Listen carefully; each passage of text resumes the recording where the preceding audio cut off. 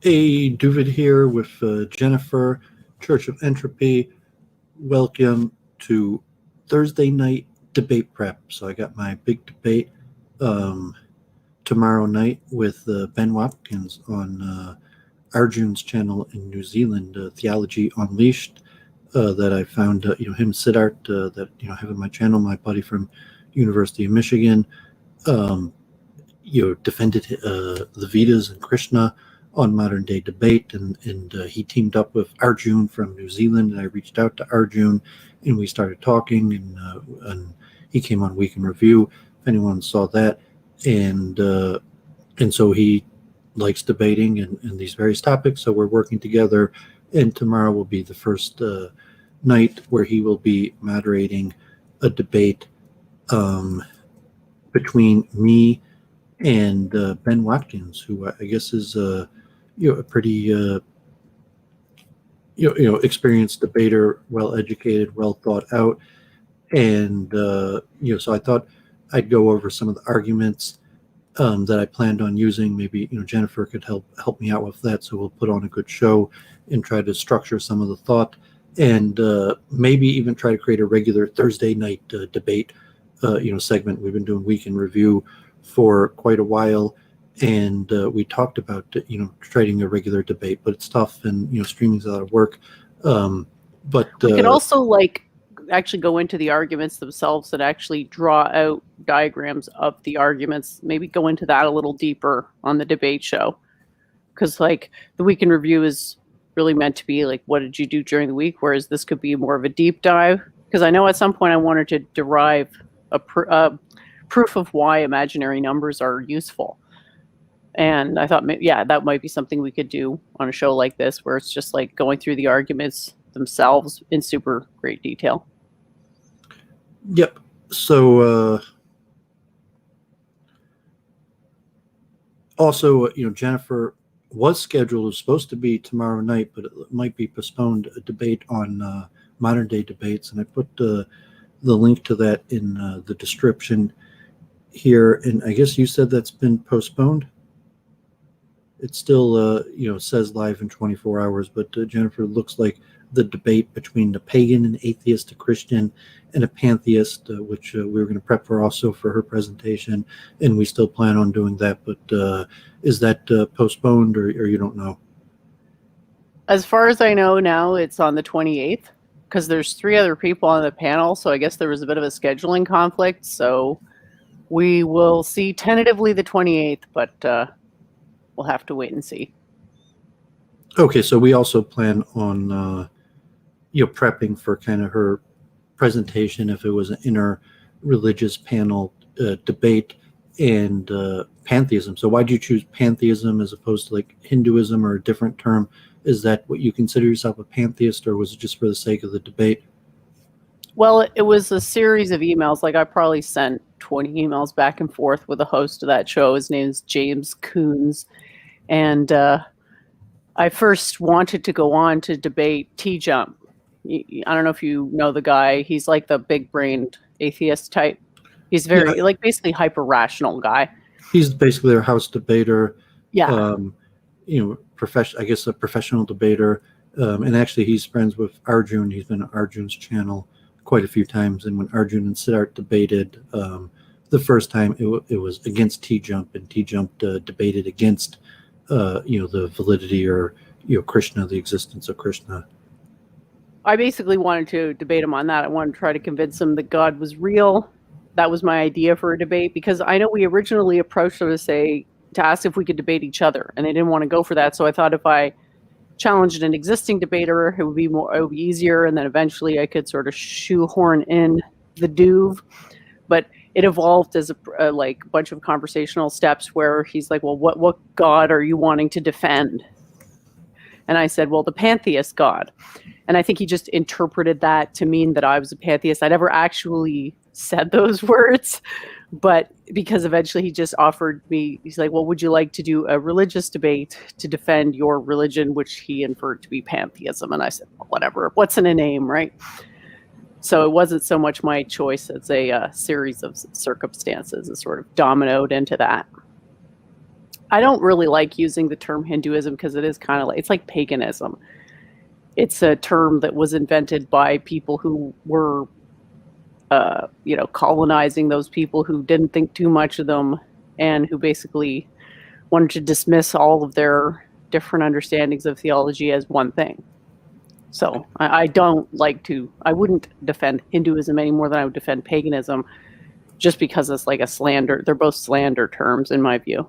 Whereas pantheism's not really. It's just sort of like, I mean, I think at one point it might have been because they did definitely kill people for espousing pantheism back in the day, but now it's just so niche and obscure that no one's going to get their feathers ruffled, and it's not really demeaning to identify as a pantheist.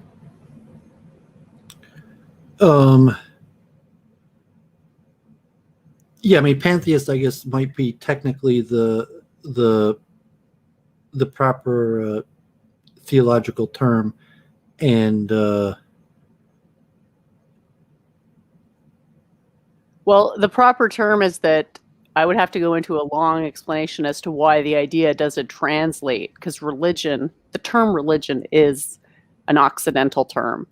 So you have you can compare it with Dharma in the East, but you can't equate the two. So we have this issue of trying to equate concepts that really just don't translate due to the axioms of the language, right? Like the quantum mind stuff is axiomatized in Sanskrit, whereas it's not axiomatized in English.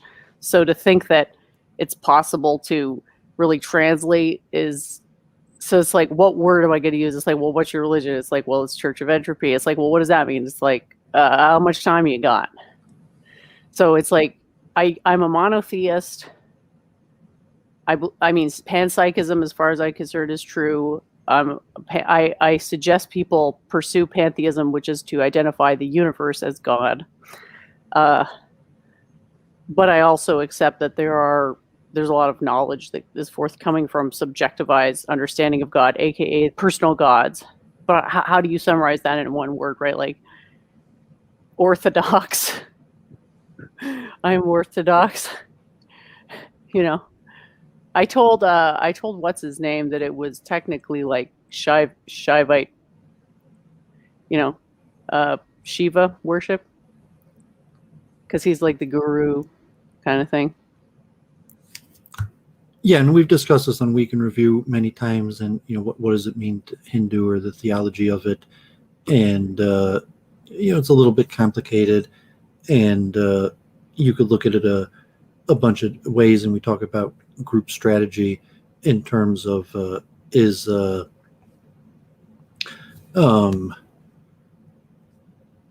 Hinduism a group strategy, because Hinduism is a geographic denominator of the people who live east of the Indus, of the Sindhu River, and the practices and beliefs that are common in that area. And it's also a pejorative because it generally refers to the way the British or the Westerners systematized an outsider's understanding of the beliefs and practices of the people in that region, and also of a defeated people, that it was the term that was referred to the people in that region by the people who conquered and colonized the region, and then possibly a recapture of the history of Jai Hind and Sudra Chandra's Bose and Indian freedom fighters, to implications of a larger group strategy, why someone might even self-own the term Hindu for political reasons, or larger karmatic reasons, versus just what do I believe, without some sort of group strategy or regional conflict, just purely what is my belief system, where the axioms, the conclusions, and the structure. So Hinduism is a blanket term for the general beliefs of people in that region, which include things like reincarnation, respect and acceptance for a certain pantheon of deities, and accepted scripture, and obviously a lot of sectarianism and difference. But at some point, there's enough commonalities in the belief of the people from the India region that the outsider Hindu classification is still quite powerful versus a person saying, this is what I believe, these are the axioms. And pantheism is actually Greek, so these were concepts, and I guess we're debating in the West largely with Westerners and a Western audience in the English language, so it makes sense that we might use Western terminology, and Hindu is basically Western terminology as well as pantheism. So hopefully we'll get more into that. I guess maybe since we started talking about that, and I put up like there's this chess match still going on that it's about to finish. I'm watching out of the corner of my eye. So maybe we'll start with Jennifer's kind of debate prep. If you're how are you portraying yourself then as just like Doooovid as someone who in a Jewish independent scholar that studied and has affiliation with known respected rabbis, but end of the day just speaks for myself and the ideas. It's really hard. It's hard to do that because it's like I'm not an independent scholar. I was initiated, but it was in my last life, and I don't want to get into all that. So I guess I'm going to say, like, I don't know. What do you think? How should I present it? It's like, I don't want to lie, but the truth is too complicated. And it just turns into this ConOps tier drivel of like, you're lying. Well, I mean, if you accept the dissonance and you say, if I told people what I really believed, they would probably try to have me locked up. They would think they already think I'm crazy, let alone if someone actually cared enough to try to analyze what I actually believe, and that's the state of the current karma. You're saying, okay, we're dissonance, talking about concepts like reincarnation or even the soul. I'm going to be debating that consciousness does not arise from the physical, and we hope to go over quite a few of those arguments. We're just saying that we're representing a belief system, and the belief system, according to the majority, is generally just seen as largely false and even pejorative. So you could take like the Hindu, the self-owning, like, yes, like kind of like the N-word, like, yes, I do believe these ridiculous things. I know you think I'm crazy. I know none of you like me, but I am going to defend my beliefs no matter what you think. Or you could try to rationalize it, portray it in a more palpable. Here's the way I look at it. If I don't say the truth, then I'm contradicting the idea of the guru shishya tradition. I'm basically saying I taught myself all this stuff because I can't point to a teacher who's taught me any of this math and physics stuff. Not in this life, anyway. It would be dishonest to say that. I mean, obviously, I had professors in university and they were great, but nobody taught me to do what I can do in this life. So that's where there's an issue. So as long as nobody realizes that that's a problem, but then it's like, you got to draw the line somewhere, right? It's like, I believe religion is good. I studied physics to prove God exists and that Vedic science is the best science. And I feel like I've succeeded. There you go. I think people would be more interested to look at the science that's relevant to them that I've created in this lifetime rather than go down some thread of past life regression that is not going to be relevant to them. That I have no idea who I am, right? So I don't know. I feel like it's a question without an answer. I'm hoping it just doesn't get brought up. Well, I mean, from a debate circumstance, in terms of axioms, you could just, like when I debated JF on a few different things, like the Bible, he just rejected my axioms. Like, he just looks at religion as non-informative. So if a person... That's what I'm saying. I'm trying to win a debate here. So if they dismiss my axioms, I've already lost the debate. Well, of course they're going to dismiss your axioms. That's why it's a debate. Well, I'm trying to make it hard for them to do that without looking foolish. And I think I've largely succeeded. It's just a matter of how do I present myself? Well, it's like, I'm a scientist. Like, I don't know, what are you even going to call me? Well, I mean, the purpose of debate is that, the fact that they have varying axioms. And, so if you're laying out your axioms and if you have to look at your what's the source of your axioms, and if they're unprovable and they don't All really make. axioms are unprovable.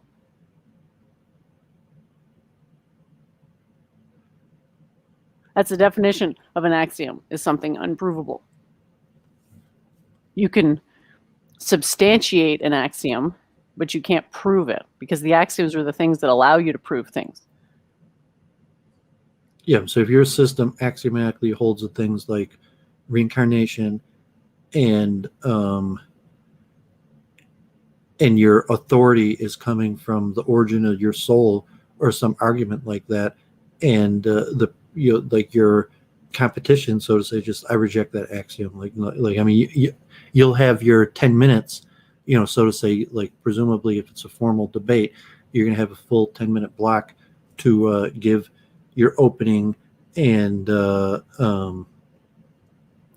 your whole presentation and your system of axioms, your outlook, even an introduction to your worldview, plus your ability to speak directly to the audience. Like you're saying, I know, like polls and like the new Pew survey on Jews in America, or things like that. And I've done a lot of Pew surveys on my channel, but the basic breakdown of typical belief patterns. You speak to the audience knowing how many people actually are likely to hold of various opinions in terms of sectarianism, like like Israel Palestine or something, with Charles talking about saying you want just the facts, and it's like, well, I know the polling that this is what I'm trying to say and trying to convince people, but the breakdown of what people believe is relatively well researched. So when you're debating in front of a large audience, of modern day debate even has a few hundred people, Theology Unleashed tomorrow night, hopefully we'll have good tens of people, hopefully maybe even the high tens, but more likely in the low tens. But modern day debates, if you have hundreds of people and the segment of the audience, and you could assume that we could talk about how to look at that and how to break it down.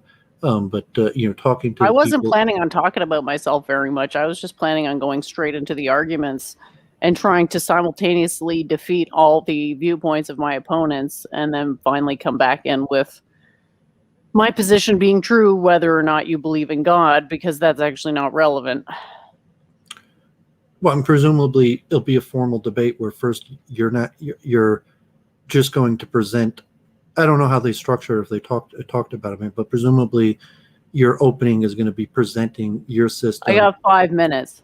Yeah, I mean, so probably your opening isn't going to include too much about the other people belief system. It's just going to be a presentation of your system, and then afterwards it'll probably kind of be haphazard, but there'll probably be open period between intertalking between the panelists and then the moderator and super chats. So in terms of the few different aspects of it, so you're presenting your system and you're going up against other people who are presenting opposing systems, and some of them maybe like atheist or pagan, Christian, that have to see the points that is it worth arguing, versus just a clear presentation of your ideas, what you believe in, why they're logical, and so to say why it would make sense to someone to be a pantheist, even if they'd never heard about it before or didn't know much about it, let alone to the people that are so to say preemptively against you in promoting another system trying to defeat you. Yeah. I was thinking I would. It's only 5 minutes, really. So you're saying I shouldn't even try to address my opponent's positions within the 5 minutes and just spend 5 minutes? Because I think I could probably summarize my system in 1 minute.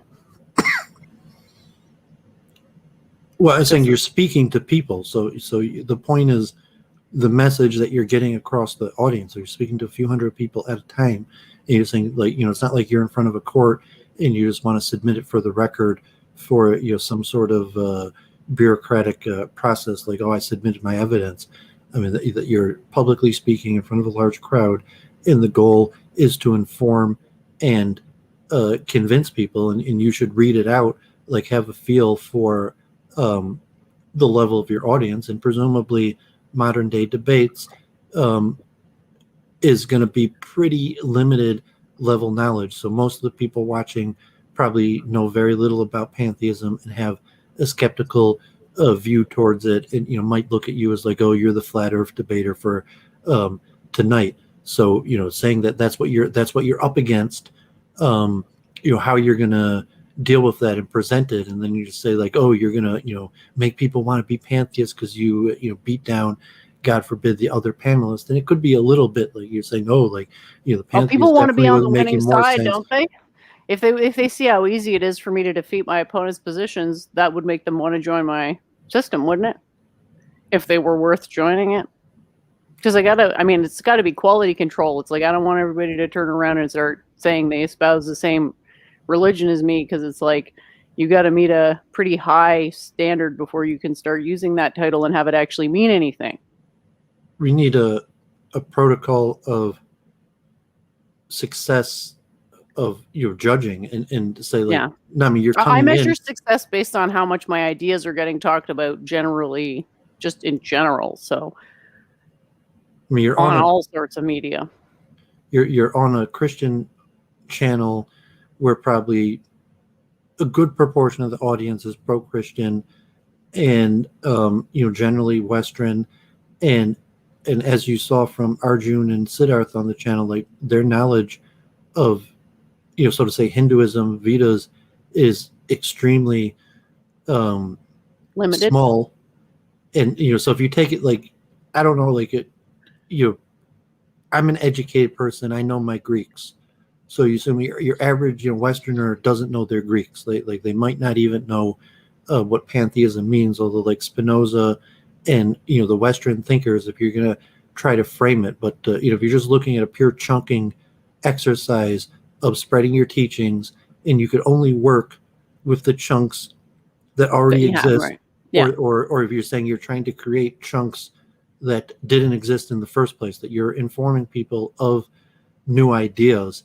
And so increasing your own cult, like, yes, you can increase your own cult by winning the debate and having superior arguments in different form to other people. But in terms of chunking and informing people of a belief system, it may actually be counterproductive and have no value. There's like, oh, Jennifer, she had that punchline against the Christian or against the atheist, but what did she actually believe? And it's like, well, I don't know. Like it didn't. What.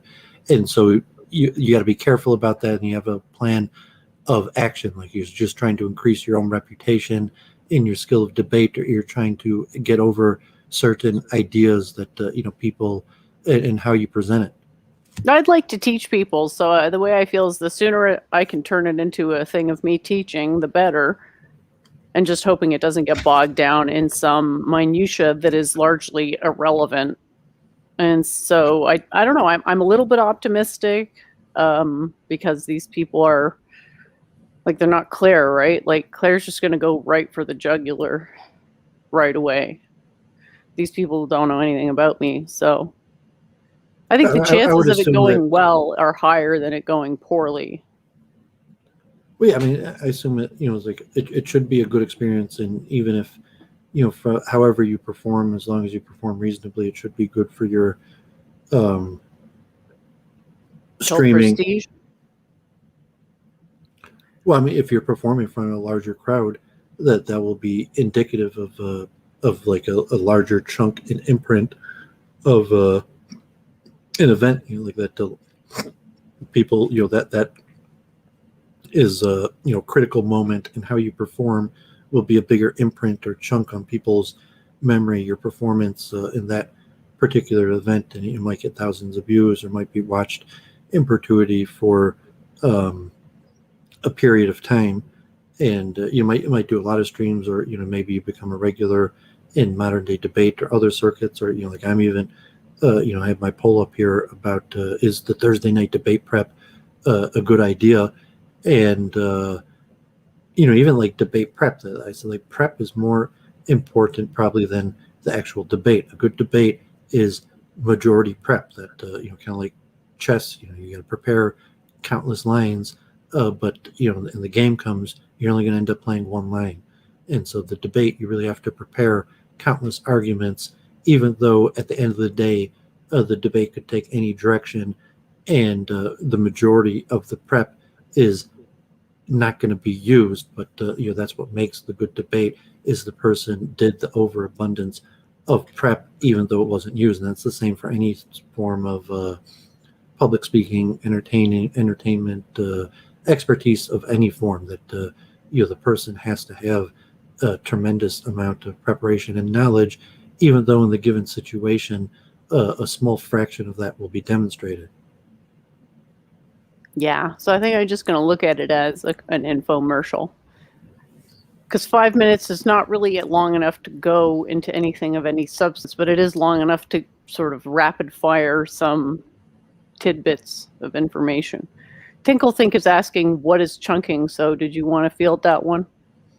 I've done a lot of streams on my channel, like Week in Review, been talking about chunking for a long time, and we did, I guess, put in the meme for this. But I mean, chunking theory is been around in different forms for probably since ancient times, but mostly comes in from chess studies and other studies on psychometric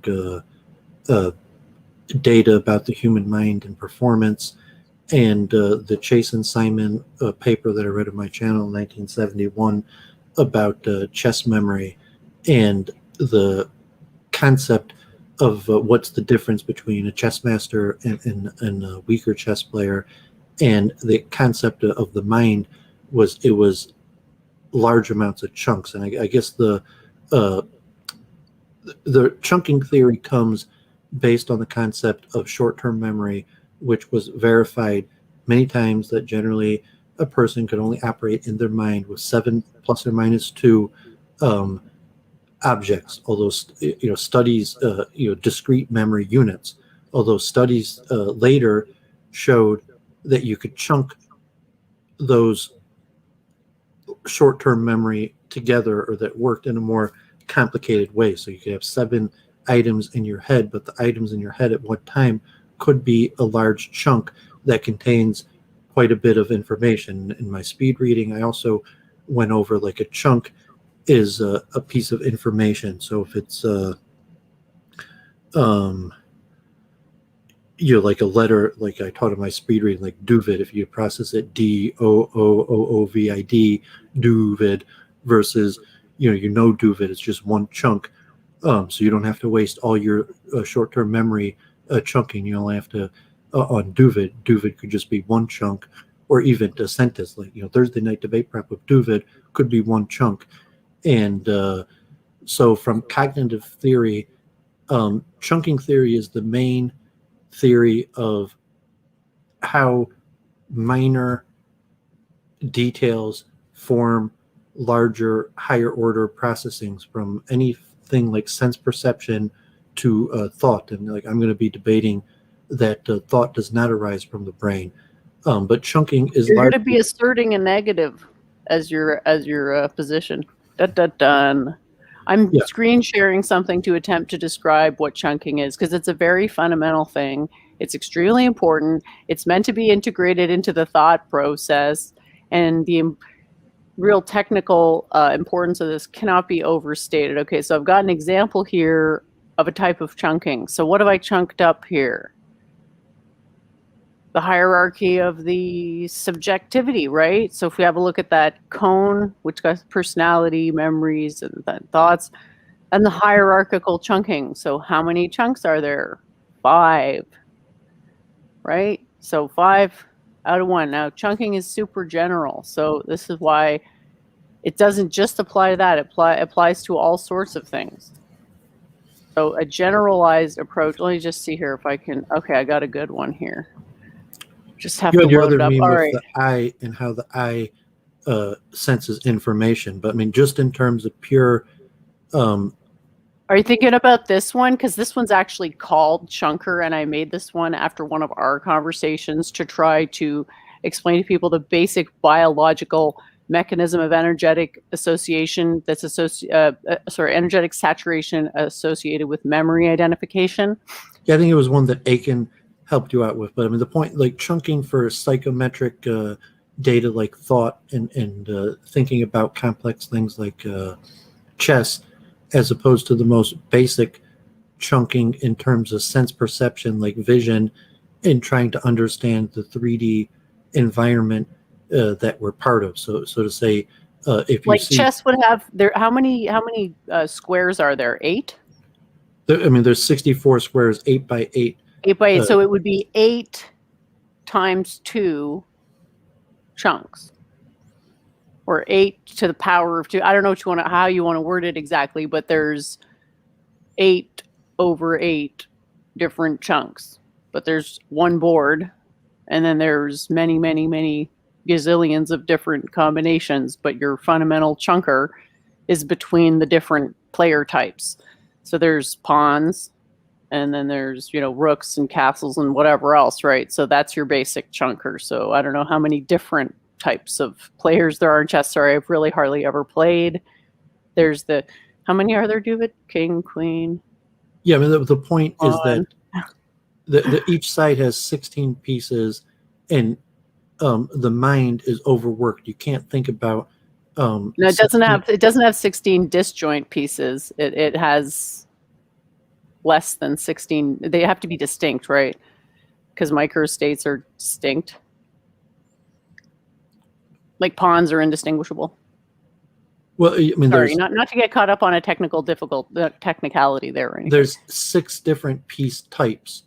Perfect. Yeah. So that would be your chunker. Your primary chunker for chess is a six. It's got an order of 6.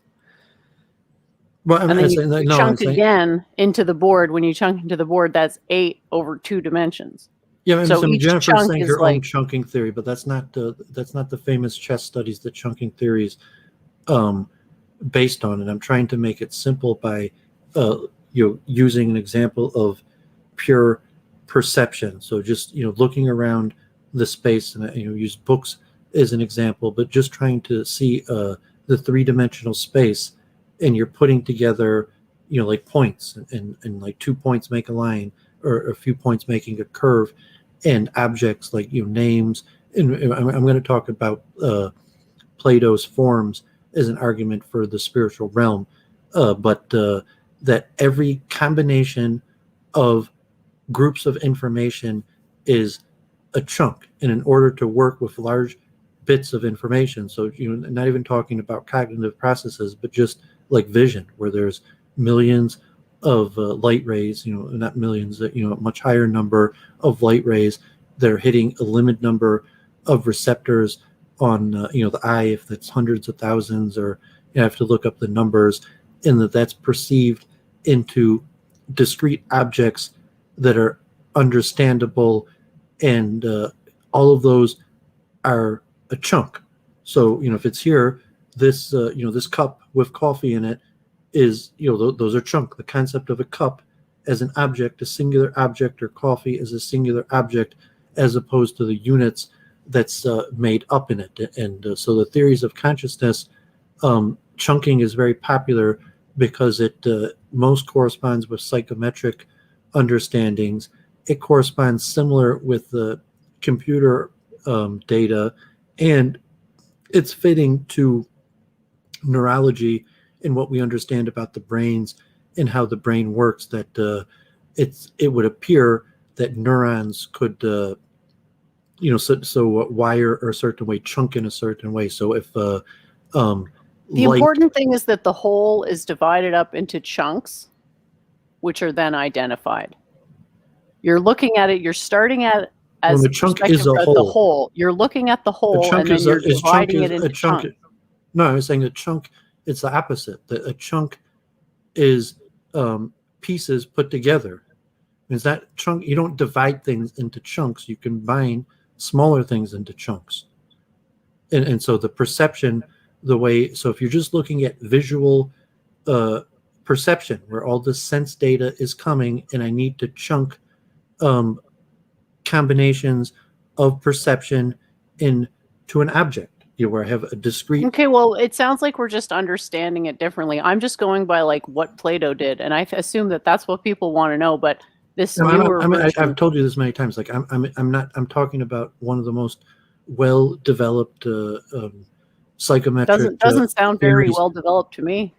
Well, because the hard problem consciousness is still largely unsolved, but the best theory on the table that's been researched for 50 years now, the chunking theory, has largely stood the test of time in scientific journals. I mean, the Chase and Simon paper was 1971. So it's been over 50 years. The chunking theory is basically the most adaptive, well-tested, well-proven theory on how the mind processes. So the idea is that some sensory impressions come in, and then they're sorted into things that are called chunks. They're not necessarily sorted. Okay, so they're placed in sensory chunks, data is which may not be combined sorted into a chunk. That if you take on a pure processing level, like the eye, the retina on the eye has it's like culminating the information to a single place, which you're calling a chunk. Like the way the eye is a collimating lens type of thing, analogous to that in the mind. Yeah, I'm trying to break it down to because thought is going to become more complicated than just pure sense perception. Because I'm generally going to accept that most sense perception happens at the physical level, but from the understanding of how the biology works, you can't argue that sense perception comes from material if you're arguing that the soul doesn't, can you? Sense perception is. I'm going to argue that sense perception is the main function of the brain and basically all it does. And even language and thought doesn't actually occur in the brain. The only thing that actually occurs in the brain is sense perception and motor control and memory. That the thought doesn't occur anywhere in the brain. There's no that the brain might be some sort of receiver to a different realm where thought occurs, but thought is not a brain process at all, period. And so what does the brain actually do? And he's saying that we know chunking happens on the biological level, and saying that we know how the eye takes combinations of data, the receivers, how it puts the brain in a reasonably well worked out picture, not necessarily for the vision. Like I have like I could see, and I have a picture in my mind of what the world looks like, and where that comes from is a different question from just how do I interact with the 3D environment that I'm in. And there is no natural like projection and breaking into a hole.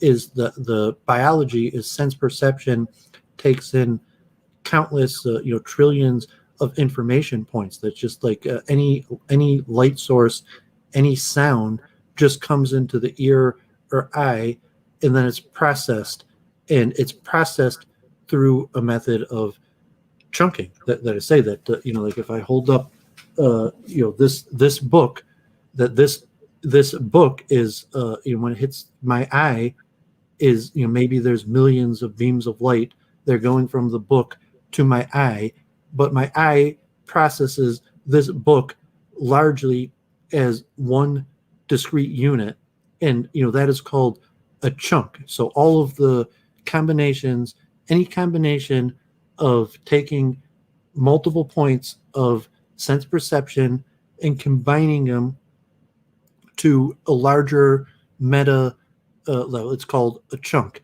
And we know from psychometric data that chunking does work, and we know from biology that everything we do know about biology likely forms some sort of chunk in terms of like perception. If you see an object like a human face, or some object that you're going to see regularly, like a chair, a table, a cup, that it's a generic chunk. So when the vision comes, you don't have to use that processing power of the mind that's been wired possibly in synapses in the brain, so that after it's already been chunked, And chunking is also a bias because chunkings are somewhat inaccurate. That if my only chunk in my head is this one book, and so anytime I see a book, think Frederick Prohl, although there's a bunch of books and they're different titles, and to differentiate. So I talk like Plato's form, that the concept of a book as a category object that could classify a whole bunch of objects. So Platonic form argument, there's the two forms. There's the circle argument, like the perfect circles don't exist in the material realm. Which is similar to the ontological argument. If you could think of a God so powerful that God must exist, to saying that if you could think of a perfect circle, but perfect circles don't exist in the material realm, they must exist in the spiritual realm, versus some sort of like template chunk, that I have this concept of a chair or a book, and even though there's countless varieties of humans or any category, that you could classify, oh, that's part of this category. So in a pure physicalistic perspective, that it's a largely error-prone process that the brain goes through, and it's kind of like best fit of information, that a chunk is a best fit information in order to work with fewer items at the time. And chunking has flaws to it because you lose data or working points, but it's the best kind of like flawed system through an evolutionary process. And so chunking theory is largely in line with evolution, although I'm extracting the idea. And but you don't believe in evolution. Yeah, I say, but I mean, the that's scientists. Not an issue. Oh, thanks, Ricardo, for the super chat. And I know he wants a wrench, but like then you start banning people. I don't like banning people, so I appreciate. He can't be trusted with a wrench. He's too much of a troll. Unfortunately, he's just not a serious person. He just loves tension too much. But it's not my demeanor. He's one of those, jock guys who is glorified in the media, in movies and stuff, and then gets sad because it's not the smartest guy in the room and can't recover from it. So wants to take it out, all the aggression on everybody by playing LARP hall monitor, by banning everybody. It's just a desperate ploy to go back to the same attention they got in high school when they were jocks. This is just, it's so... Ugh. Yeah, I don't really such a cliche, motives, really. But just say like I don't like people, banning or playing around with people in my chat, so it's just not worth it. So, but I appreciate the donation, and I did call Babs today. He was taking a rest, but if he's around, he's welcome to join. In fact, if Ricardo, wants the link, you could even come on and talk about debate. Yeah, I don't know, but what's his debate tactic? Losing his temper? Talking about burning people at the stake. There's a winner. Yeah, I mean, generally, I judge people favorably. Like I try to avoid conflict, and you're saying work with people in reciprocal and their bad behavior, and working with difficult people. But I am reciprocating his bad behavior. I am simply a mirror. Yeah, so I mean, obviously, me and Jennifer don't have similar approaches or strategy. And he was watching Week in Review, and that's why Doovid's making the bucks and she isn't. That's why Ricardo's paying me and she's carrying on conflict, and somewhat proof that Doovid's strategy works better because Ricardo just paid me as opposed to you still getting trolled by him. But, maybe I will, give Ricardo a temporary wrench and. Just well, he says he doesn't ban, which is an obvious lie, right? So, well, I mean, the last time he had a wrench in my chat, he was not just banning people, but unbanning that piece of shit OV. So it's like, fuck off. I want to be careful with my channel because unlike Jennifer, I have successfully got 1,000 subs and monetized, and I've encouraged her to do so. But no, I'm not carrying any conflict. I don't have any. As far as I know, I have no ill will. All I have to do is let people steamroll me and disrespect me. And even though people have bad behavior and there is karma and the righteous do get rewarded and the wicked do get punished, and I do believe that absolutely, I have no ill will towards anybody and don't carry on conflict. but that's a strategy and approach, and that's not Jennifer's approach. And obviously, I was talking about Israel and Palestine, and that might be a better example. And if people want to hear about that, maybe it's better straight for logic to to detach my flawed thinking, the limited ability of the human mind, to the actual idea that's trying to be discussed, and then a dissonance, cognitive dissonance, chunking theory about how people recognize patterns and put together thought that all people fall into. So that information has to be chunked, and the only way anybody knows anything is through a chunking process, and that you could have some better understanding of the decision-making process, like we talked about on Week in Review, and the escalation of conflict, and like the putting forward the multiple truth hypothesis just to test out ideas, like the revenge axiom. Can we work with an axiom that there is some sort of innate desire to reciprocate pain and suffering that people cause on you, at least to an equal or greater amount, and that's just an axiom that may or may not be true. And I mentioned that Nachmanides, the Ramban, writes that in his commentary on Torah, and some of the Kabbalists and Vedic scholars work with similar concept in the karmatic system. But you could have conflicting, different axioms that would produce different results, and that's the multiple truth hypothesis, to say we're trying to understand an idea, and truth is not really going to be discovered. What we're going to have is some sort of probability curve of likeliness, and see, here are the various axioms, here are the various predictions, and here are the results of these different systems, and they're all going to be flawed because none of them are going to make absolutely correct predictions. All of them are probably going to make some correct predictions, and you need some sort of system for working with that. And that's what the multiple truth hypothesis is. Cool.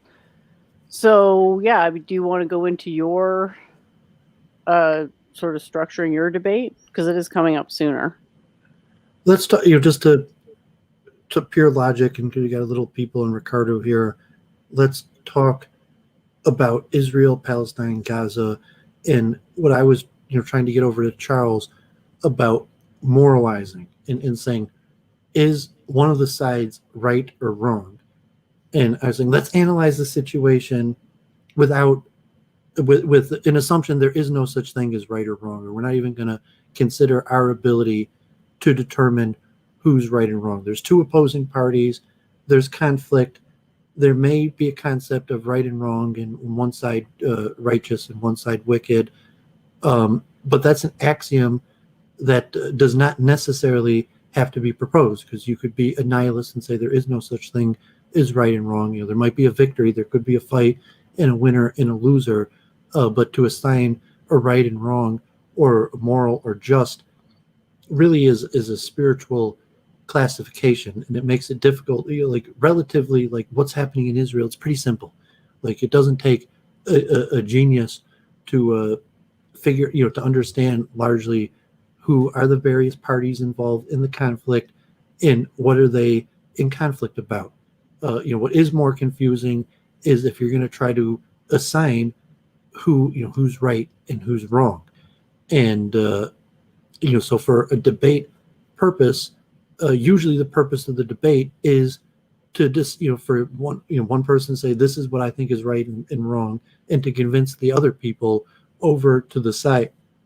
As opposed to a scientific debate is more the facts. And so like physicalism, does consciousness It's arise? just as much an interpretation of the facts as the facts, right? I mean, it's all in science debates, we always get stuck on interpretations. Not you and I, but the ones that I have. So it's not just facts. It's supposed to be facts, but scientific debates do end up being largely debates about how the facts are interpreted. Yeah, and even the larger framing. So if you're saying that truth exists separate from us, and we have limited ability to access the actual truth of what's out there due to the problem of empiricism, versus other approaches of explanations. And really all we have is the scientific method, which is to some extent, the current practice of the scientific method is really statistical probabilistic methods of determining which axioms make the best predictions.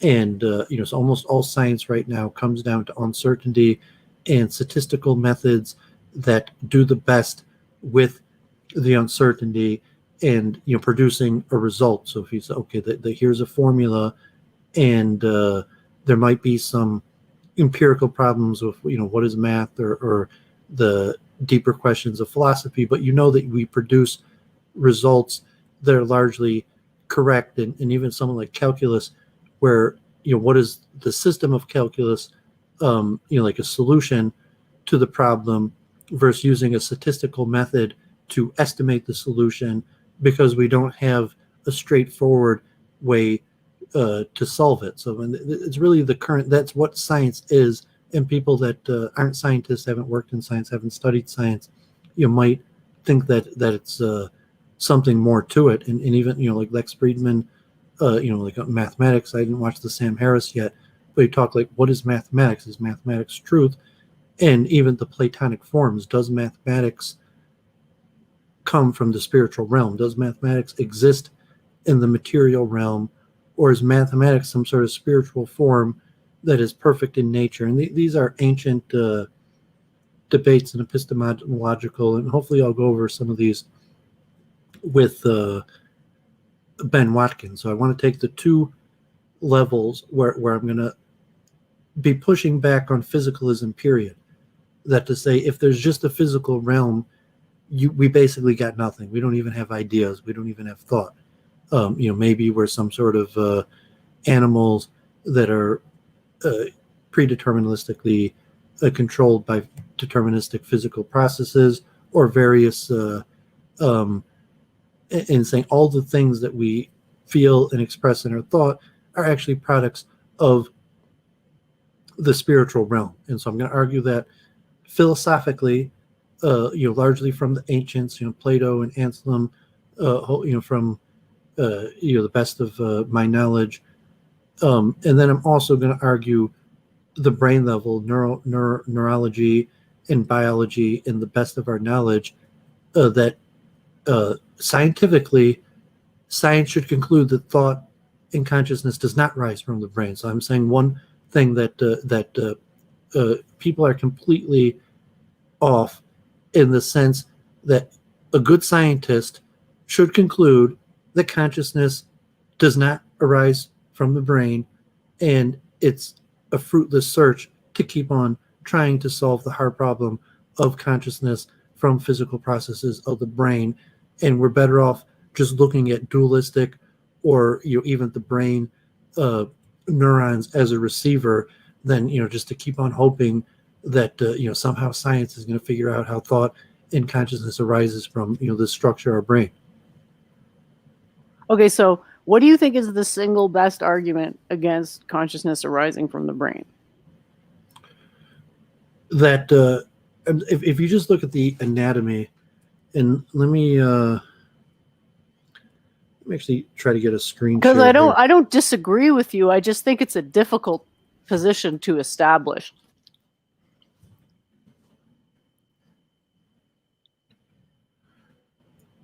Yeah, I mean, I'm not a, like JF. I don't have a PhD, and just a basic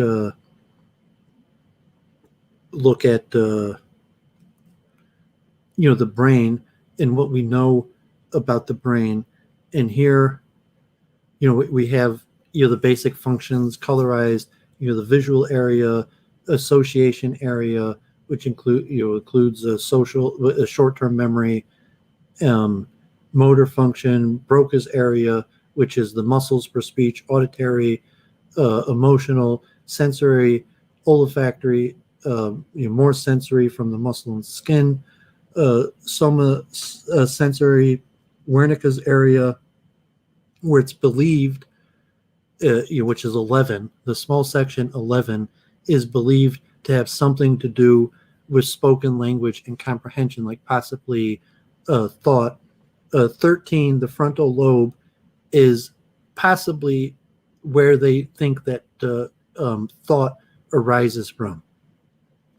So according to the anatomy, you have area 11 and area 13, where it's proposed that somehow thought is going to arise in this function. But if you look straight at the basic understanding of the brain, you see it's all sense perception and motor control, that the brain is the central electric neural control that takes all the perceptions that the body receives in the senses of touch, smell, taste,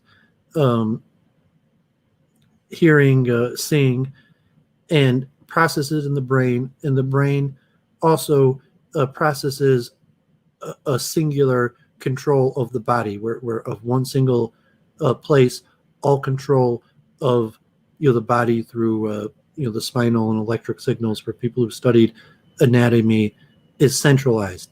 So, information centralization. Perhaps you could say that the failure to identify the region of the brain responsible for the centralization of information is evidence that consciousness doesn't arise from the brain, because it's very obvious from our experience that we do experience information centralization, i.e. the personality remains more or less consistent over large periods of time. Yeah, so I will be arguing that even thought, like 1 + 1 = 2, doesn't actually occur anywhere in the brain. It occurs in the spiritual realm. That modern scientists are proposing not only consciousness, this feeling of the I that is the controller of the body, that feeling arises from the brain. And in terms that there is some sense to it, because the central control of all sense perception and control of the physical motor of the body, that would be where the perception of the I exists, even though from a biological, like we've been dissecting brains for thousands of years. Aristotle didn't think that thought, Aristotle didn't had different perception of what the brain did. But for, over 100 years, people have been trying to come up with a system of how consciousness and even thought arises from the brain. And for thought arising from the brain, the evidence is extremely small. It's usually like damage done to certain areas of the brain and then loss of function. So there's some connection between like thought and language through like lesion studies or damage. And I've covered that on multiple streams, and it's very complicated. But on a simplistic anatomical level, there's actually no evidence that thought processes occur in the brain. So if you say, when I'm thinking right now, like what's the derivative of x squared, it's like, 2x, that where did that occur? And so you could think like a computer, that in the frontal lobe, that there's a chunks, and I have chunks in the neuron in the frontal lobe that have already determined what is a derivative, and x squared, where it's like 2x, and it's a sign of just electrical signals firing similar to a computer. And it's largely because of computers that people think it's possible, because it's like, I could have an iPhone, and the iPhone could have all this information stored and processing. So maybe with all the neurons, that also is somehow thought and consciousness arise from it. So I say over 50 years, we basically have nothing, close to nothing, no model, nothing provable, nothing testable, nothing that makes predictions in any way that, let alone consciousness, even thought, arises from this structure. And so just looking basic, we know what the brain does. The brain is a sense perception and motor control and memory, largely of those sense perceptions. And so I So you're said, basically arguing that the hypothesis is false because it's failed to really give us anything that we would expect from science. yeah, that we had a Okay. hypothesis that thought and consciousness arises from the brain with a tiny bit of evidence. Well, we have Like anecdotal. We could say we have anecdotal evidence where it's like, well, it feels like my thoughts are coming from my brain, but that's just what it seems like. It doesn't necessarily speak to the reality of it, right? So it is intuitive mistake, I think. Someone said that in the chat, and it reminds me of something Charles said that I wanted to come to, and it's Kadi Niliqua. My best argument would be the evidence that consciousness is non-local, as remote viewers have demonstrated. If consciousness is non-local, does that disprove that it originates in the brain? Can it originate in the brain and be non-local? So we have to make sure that when we're answering these questions, we're actually answering the question that was asked, right? Like when at the start of your show with Charles today, I noticed that he cited consciousness as evidence for God. And I think that's a bit of a mistake, because to me, you could build consciousness you could build a working model for consciousness without ever having to invoke God. So to say that consciousness is a thing, and then to link that to God, like on what basis? And maybe it feels like that to you, like consciousness, spirituality, God, that's all connected, but what's the actual logical link between the existence of consciousness and God? yeah, so I read these complicated papers on resonance theory and the best current theories of which I think it was Hegel, or the stage of the mind, is the philosophers who are saying where you have a stage and there's things that are on the stage and it's changing what's on the stage, but this limitation of short-term memory of 7 objects, that sense perception occurs when parts of the brain resonate on the same frequency, and then when enough of those chunks are resonating at the same frequency, it eventually enters the stage of the brain. So so it's like there's countless sense perceptions out there, and just that I make any sense of it at all, but some of the brain has some sort of function that takes the sense perceptions out there and chunks them into workable objects. Like in my mind, I'm talking to Jennifer right now. Like I'm on YouTube. There's people in the chat. Versus, and it correlates to a certain understanding of neural functions and like a resonant level that's coming to the mind. And even the concepts of consciousness doesn't really exist. So it's like that when people think that we're thinking and controlling ourselves in making decisions, it's largely an illusion of resonance of sense perception. And even the narrative part of the brain, where it's believed that narratives are derived from, has been largely demonstrated to not correspond to the actual decision making. Like for example, if you asked an expert chess player on why they did something, and they gave you some sort of narrative about what they were thinking, that there's some evidence that doesn't actually correspond to what they were thinking.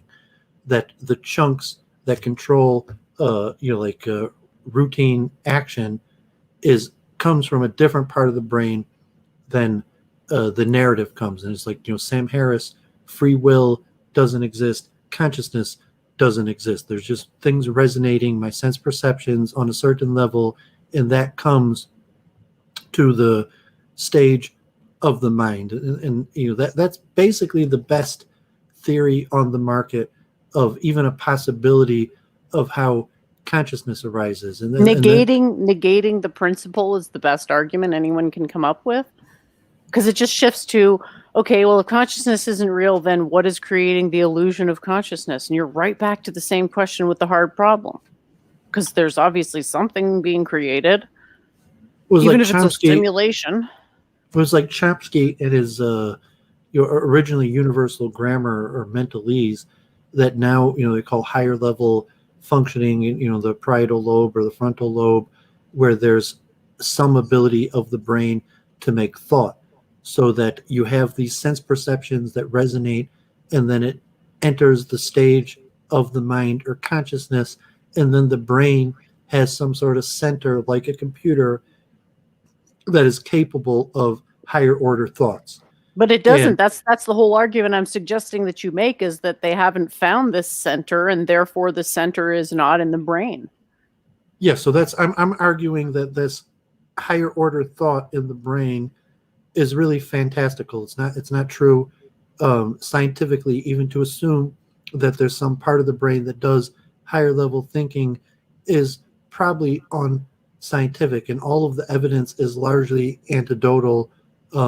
Like people, amnesia, brain damage, lesions, or studies of electric parts operating, lighting up in the brain while people are doing certain activities. But actually, some worked out model that no, the higher order functioning is happening right here in your frontal lobe, and we know exactly how, and have a detailed model that could make predictions, like a computer model of the frontal lobe that produces higher level thought.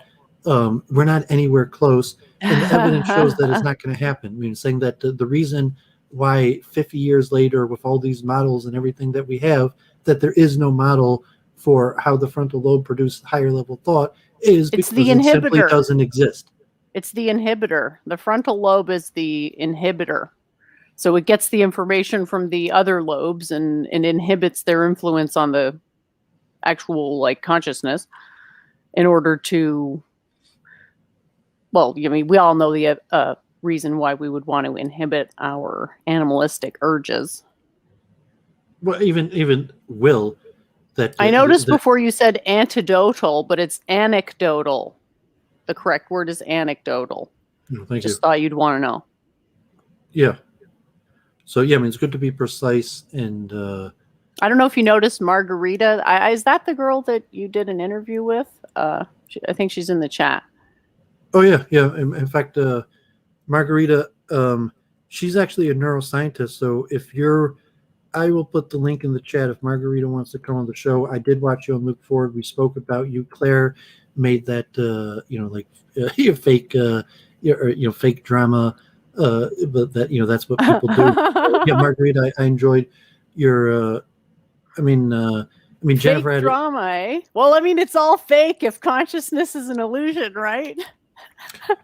But yeah, I know that she's studying neuroscience, and you talked about Luke isn't that spiritual or scientific to have much thoughts on that. So he might be the least spiritual person I have ever met.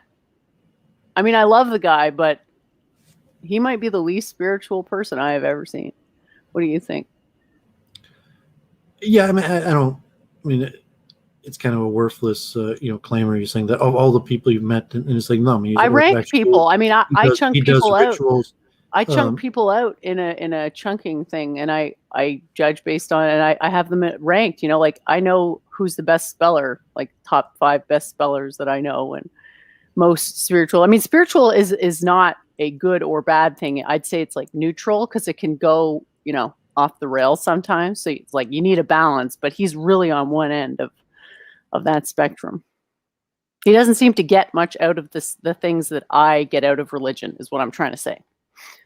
Not trying to be a bitch or anything. I hope he doesn't. If he hears this, I hope he doesn't take it as an insult.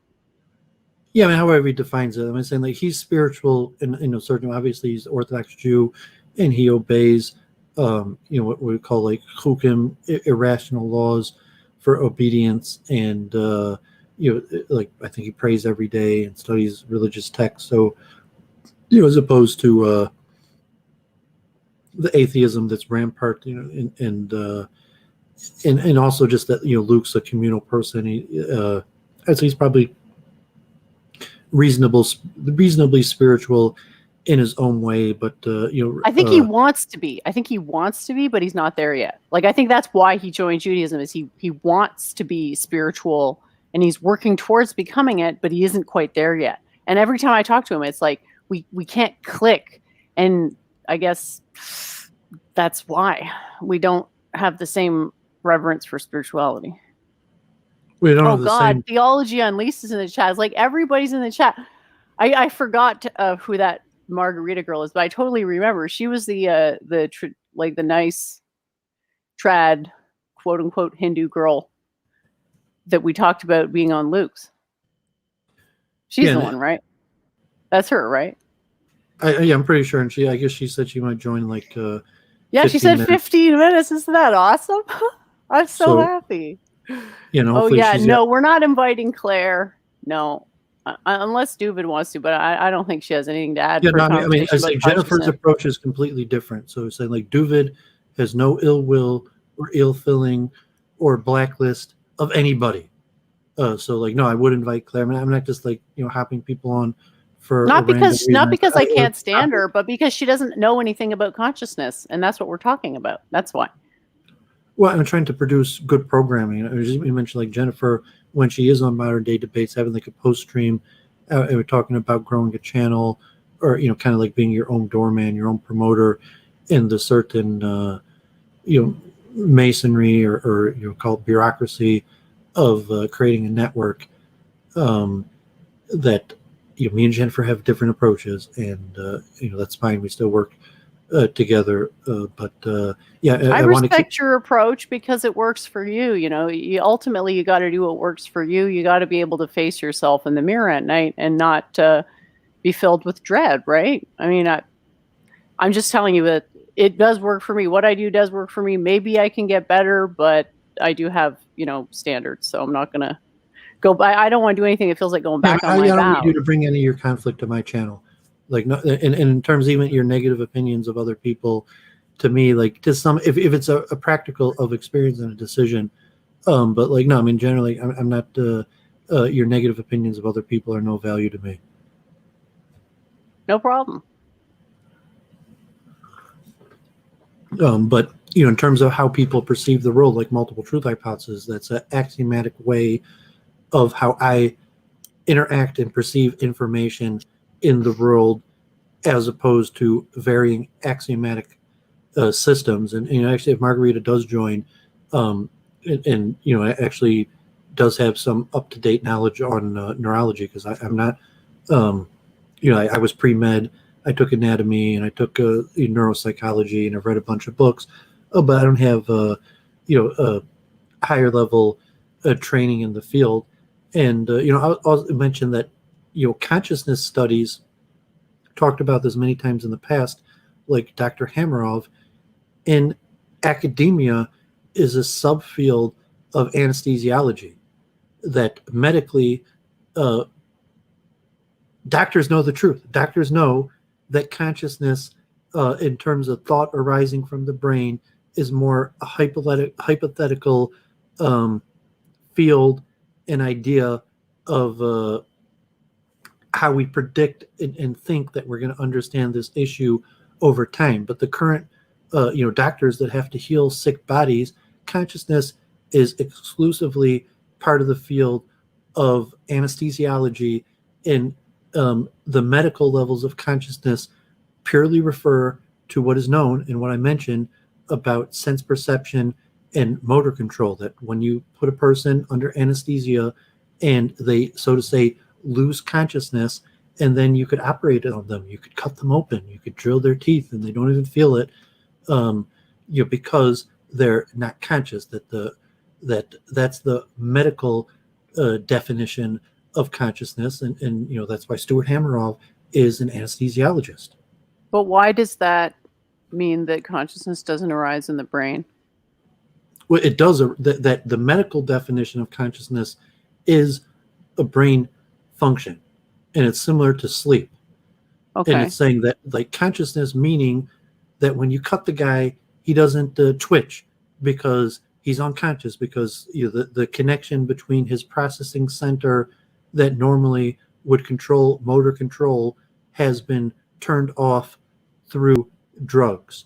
That and if Margarita knows more about this, or other people, even spiritual moms seem to know something, or no, it was high testosterone that knew about this stuff, and actually what it is that happens when someone is put unconscious and they lose control of pain sensation and motor control, and in terms of like being asleep or losing control of motor control and sense perception. And that's why I said, like, the evidence is that that's really all the brain does. All the brain does is sense perception and motor control, nothing else. That thought or consciousness arising from the brain. So if you just call consciousness sense perception and motor control, which medically, that's basically all it is. That medically, anesthesia, you're unconscious when you lose sense perception and motor control, and it's got nothing to do with thought. Yeah, I'm still struggling. I feel like you're trying to defend quite a difficult position because you're asserting a negative. So it's sort of analogous to what happened with JF with defending amoralism or more generally atheistic perspective. You're saying it's like you're not actually making a positive assertion. Like where does consciousness come from, if not the brain? Because people are gonna not. I mean, what are they gonna think if you can establish it doesn't come from the brain? Then where does it come from? Well, because it's a topical debate of expertise, and for my sake, like, yes, I have theories on consciousness, and they're largely based on dualism.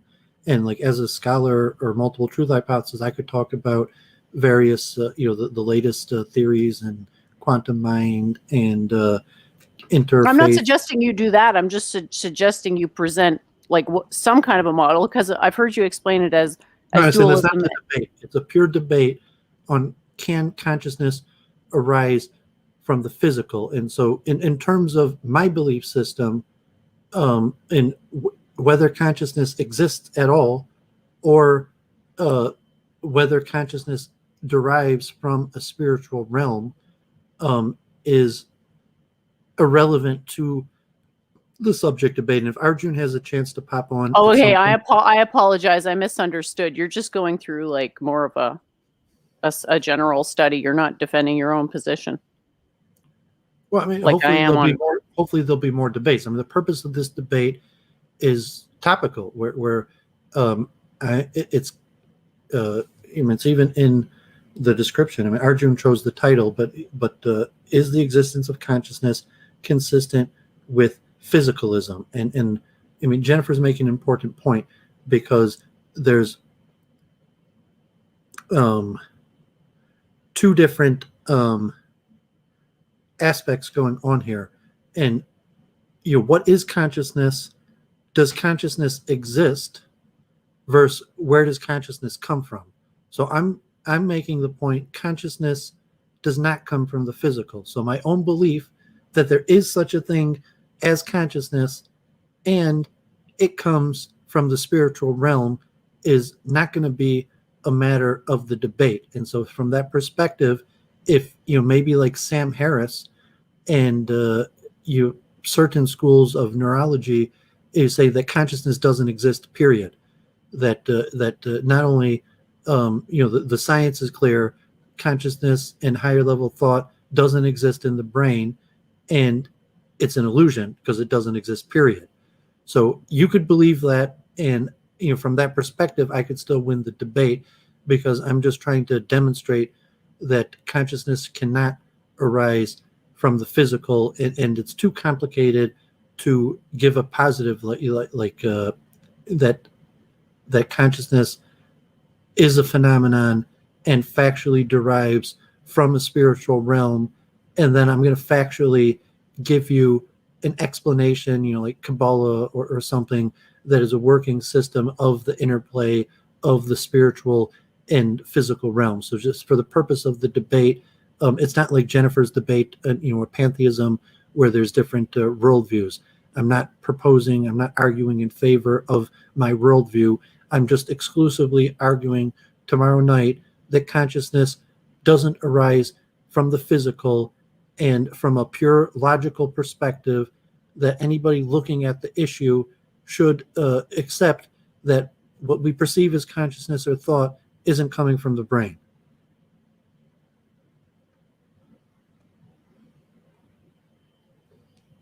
Okay, cool. Yeah, they're asking for evidence for the spiritual realm in the chat. I don't know that you're going to get to that because I'm assuming the person you're speaking with Arjun, also accepts the existence of the spiritual realm axiomatically. Well, yeah, he has a different system. So if Arjun, is accepting, like a Hare Krishna Vedic system, which is largely, dualism or this Pinchaveda Veda, I forget the Bengali terms for Lord Chaitanya, that is, kind of like a halfway between dualism and like I've talked about that, and we've talked about in Week in Review, and what exactly Lord Chaitanya's understanding of dualism, but it's basically a dualistic system where there's spiritual realms and a material realm, and the axioms of the gunas of the Vedic system. If you say that Maya, the material realm, is made up of three components: illusion, passion, and goodness, and the spiritual realm is something separate. And the origin of the soul is not from Maya, is not from goodness, passion, or ignorance. It's from a separate spiritual realm, and that sensation of who I am that controls this body doesn't come from the physical, comes from a spiritual realm. So as like a Jew or a dualist Christian, or a Hindu or something, there could be a lot of crossover in interfaith cosmology, theology about how these various systems go together between the physical and spiritual realm. And then it's largely based on accepted scripture, sages, or teaching that is saying, okay, we talked, Rabbi Shimon Bar Yochai, God forbid the stampede, but Rabbi Shimon Bar Yochai supposedly, somehow figured this out and handed over this wisdom of Kabbalah and the interplay of the material and spiritual realms, and we accept as Hasidic Jews the wisdom of Rabbi Shimon Bar Yochai or the Arizal, and that these systems of the interplay between the material and physical realms are part of like a cultic system where we believe that the God or some force in the spiritual realm chose to give this wisdom to certain humans at certain times, and we have that wisdom, and that it's kind of like Freemasonry, and that's common between different spiritual systems. But as a Hasidic Jew, like I like Rabbi Shimon Bar Yochai and the Arizal, and if you're Hare Krishna, you might like Lord Chaitanya and Prabhupada and the Bhagavad Gita, or even we talked about the debate between the Arya Samaj and Gaudiya Math on what is canonized in scriptures, what is included in the Vedas. So on a pure scientific level, also you have like mathematics, like Descartes and Leibniz, where they kind of had a Christian slant, but you're just trying to devise a system for the interplay of the spiritual and physical realms, and really that's what calculus was designed to do, as some sort of system. And you say, okay, like you could be a Hasidic Jew or Vedic or a paganist or a pantheist and still believe that calculus correctly defines the interplay between the material and spiritual realms, and it's just kind of like a scientific mathematic tool. And that brings us back to Plato, is that what is math, what are ideas, and are they functions of the spiritual realm? I mean, did you have comments on that, the pure epistemology of the Platonic forms? I pushed past that when you wanted to talk about that, but just like the perfect circle, if it doesn't exist in the material realm, and there is a concept of the perfect circle, is that proof of the spiritual realm? Kind of like the ontological argument of St. Anselm, that simple, Plato's right, because you could think of a perfect circle and there is no perfect circle in the material realm. The perfect circle must exist in the spiritual realm. That's evidence for something, a realm existing that is not directly observable. Now, whether you want to label that spiritual that's axiomatic, right? So I wouldn't use that axiom myself because it's a word people take issue with. But definitely that proof is rock solid as regards demonstrating that there does exist a realm which is everywhere, yet nowhere observable. And it's like that quote that I sent you, the God is a circle with a center everywhere and a circumference nowhere. It's a template, right? So I do think that that is really a powerful argument for establishing the existence of a different realm. Now, do you want to go and call that spiritual?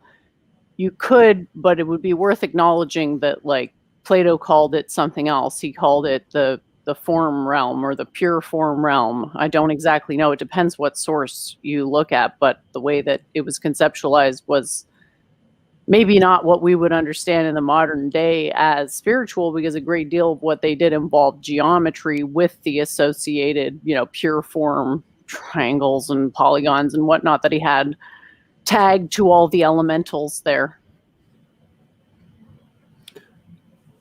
I'm not sure if that answers your question, because it's like, this is exactly what I really want to be talking about, is like the actual nuts and bolts of arguments, because it's so easy to accidentally bait and switch yourself as regards to what you're even saying, right? Like consciousness being proof for God, where, there's wallpapered over a huge amount of assumptions there.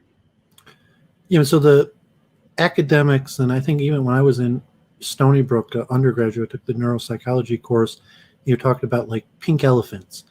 And so, saying that from what we know, there are no pink elephants, but kind of like a paint program, we have a chunk in our head of an elephant, and we could kind of like, click on pink on that chunk in our head, have a image of a pink elephant or hippopotamus or whatever the example that the academians like to use. And, so that pink elephants don't actually exist, but I could think of a pink elephant by chunking two different phenomenon that in actual reality don't chunk together, although conceivably there could be a pink elephant, but it's not from sense perception that I could think of a pink elephant. I've never seen a pink elephant, but I could take the chunk in my head of an elephant and then make it pink. And so you say, argue on that as no, I don't think you could actually think of a pink elephant. Pink elephants don't exist.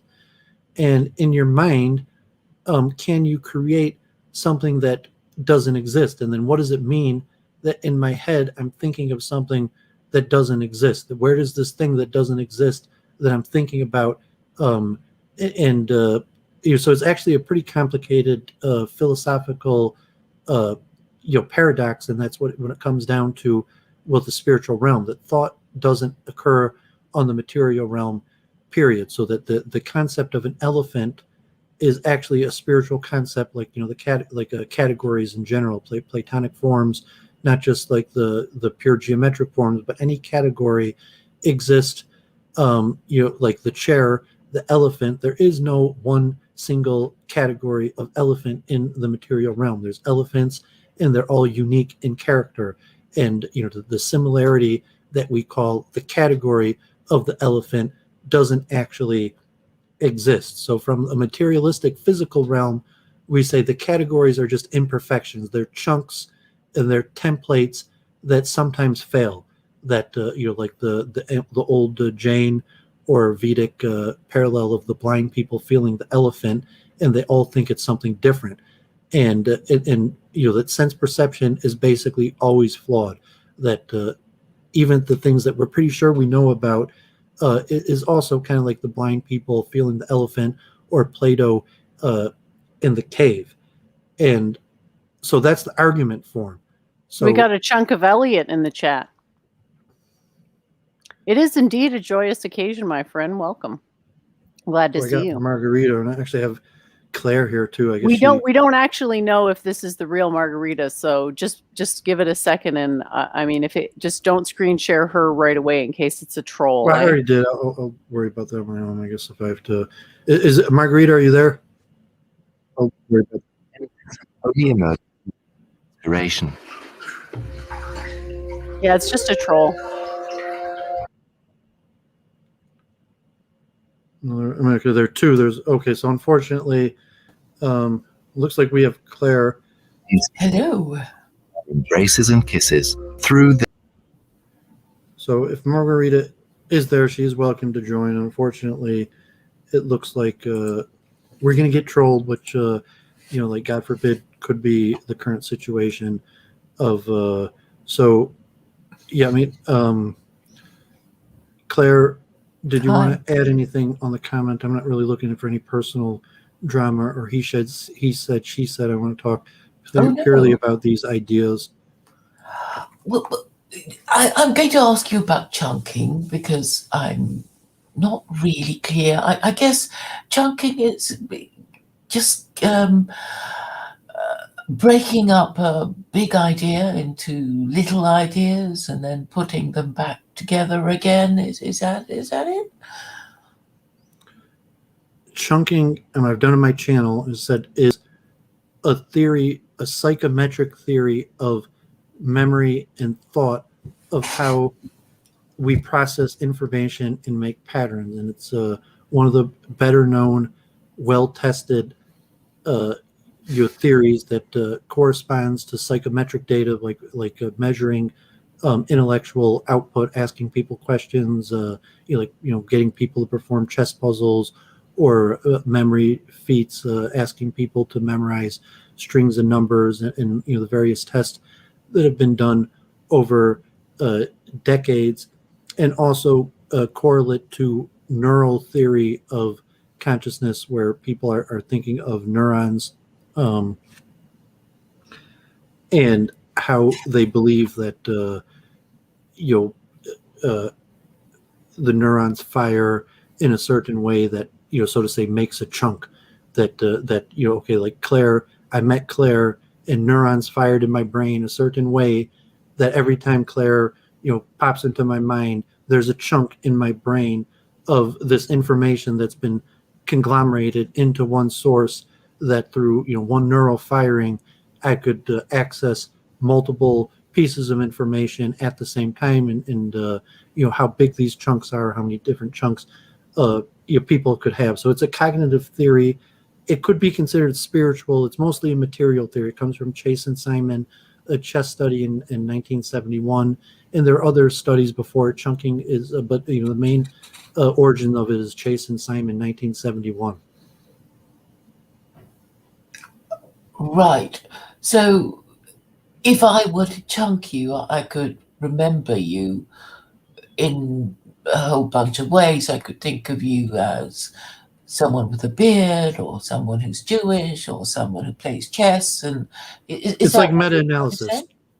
Right. A chunk is just putting together multiple pieces of information, and that's why I mentioned the Platonic form argument for dualism, and saying, well, what is a chair? And a chair is a certain set of ideas that make something. Does it have 3 legs, 4 legs? Does it serve as a purpose, or like a table? No, the chair is the idea, Doooovid. The chair is the idea. The chair is the thing that we can't isolate in the material realm. We can only find shitty imitations of this pure form chair, and we know what it is not just by its structure, but also by its function. That's the real key thing, is the integral structure function, which is something that is present in an idea like an elephant or a chair or a Claire, right? That this is a centralized information entity which cannot be isolated. So like the let me screen share that actually, but like the template of the blind people feeling the blind men and the elephant is so the elephant is the metaphor for the unseen realm, and the blind men touching it is a metaphor for scientific experiments, because you are trying to get an idea of what the whole looks like by looking at parts of the whole. It's meant to elaborate that can end in a very erroneous conclusion, because all the men touching the elephant are concluding something different about its primal nature. Yeah, so here's just a simple graphic of different people touching different parts of the elephant and being blind, including it's something else from their perception. But regardless of Plato's argument of the category existing in a separate realm, that there's multiple pieces of information that are chunked together. There's a bigger conglomerate. So what is an elephant? An elephant has a trunk, and it has the flappy ears and the different things that are elements that make up what we know of to be the elephant, and that is a larger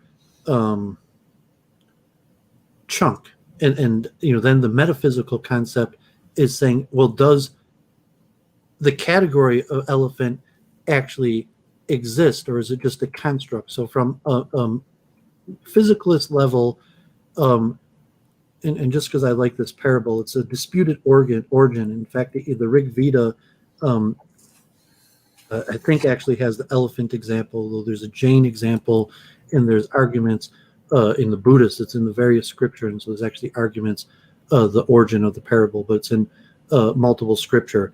But just the physical level, that it's a construct and it's imperfect, that we put together pieces of information to work together due to the limitations of short-term memory, and it's imperfect. The category doesn't actually exist. It's an imperfection construct that we use due to the limited processing power of the human mind, as opposed to the dualist perspective that thought in these concepts are not on the physical level, and so Plato had his like the shadow world in the cave, where he held that there was some sort of spiritual parallel to everything in a spiritual realm, but there's competitive spiritual systems that can't explain it. But just the complication of what is a category, what is an elephant, how is it that, or a chair or a table, how is it that, or even a Claire, how is it that Jennifer, Doooovid, that woman, spiritual moms all have the same signifier, Claire, that is definitive of the same phenomenon that we all recognize, that we've all interacted with the same phenomenon, and we all have this chunk, and the chunk is imperfect, that it's made up of my perceptions, my memories, and how I put patterns together in my head, versus a spiritualistic system where you'd have to come on to some sort of dualism. So I don't know if you, if you haven't thought much about it, or Claire, like, it's really a deep epistemology, so you may not be focused on it in terms of, it's a little, question of meaning that most people haven't delved that deep into, and kind of like the Matrix and these various paradoxes, but it's important for understanding reality, and it's important for my argument that consciousness doesn't come from the physical, and it's actually parallel to St. Anselm's ontological argument that, if you could think of a perfect God that exists, then there must be this perfect God that exists because we could think of it. And, so it's similar that I could think of a perfect circle, even though I can't demonstrate a perfect circle. So the perfect circle must exist. And since the perfect circle can't exist in the material realm, there must be a spiritual realm where these perfect circles exist, or even thought in general, like the pink elephant, that you could think of a pink elephant in your head, even though there is no phenomenon in the material realm. So does the pink elephant actually exist or not? And if it doesn't exist, how can you think about it? Well, the perfect world would be a good example, because I think we can all understand what we mean by a perfect world, but not all of us would have the same conception of what that perfect world would be like, in the sense of the practicalities of what it is for us individually, because we all like and dislike different things.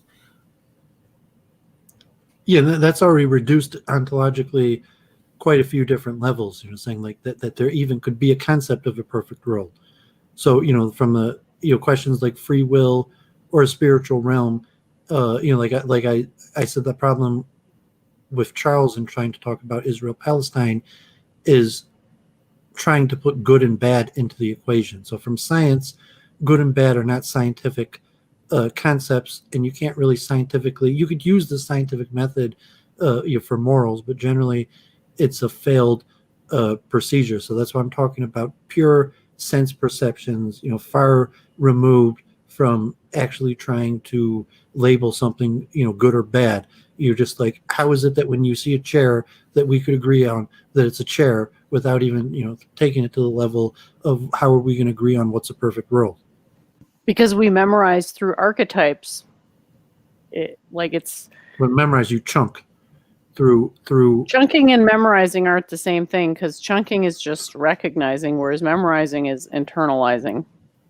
So as a baby, just the chunking of working vision, the process of cognitive development from, like a fetus and young adolescence to a mature thinker.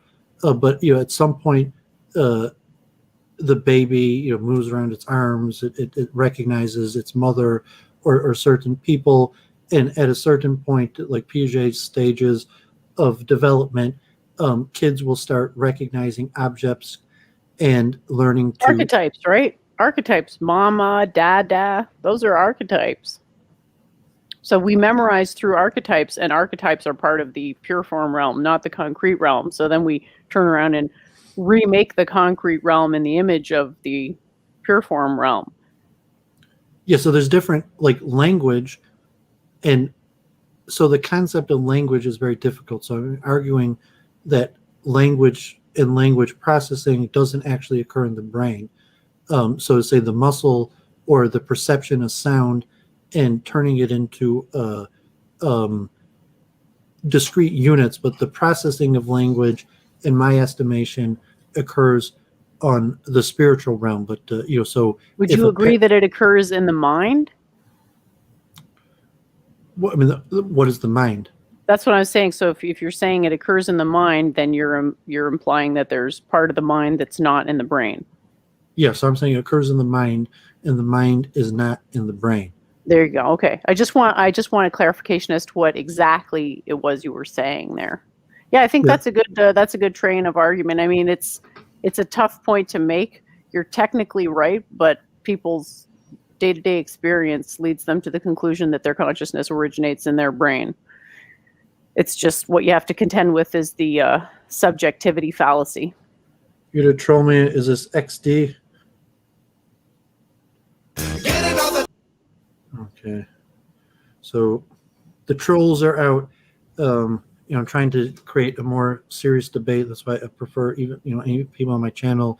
Try not to bring your conflict to my channel. Just want to talk about ideas. People could ask me anything. I want to come and talk about these ideas, but it looks like the trolls are out.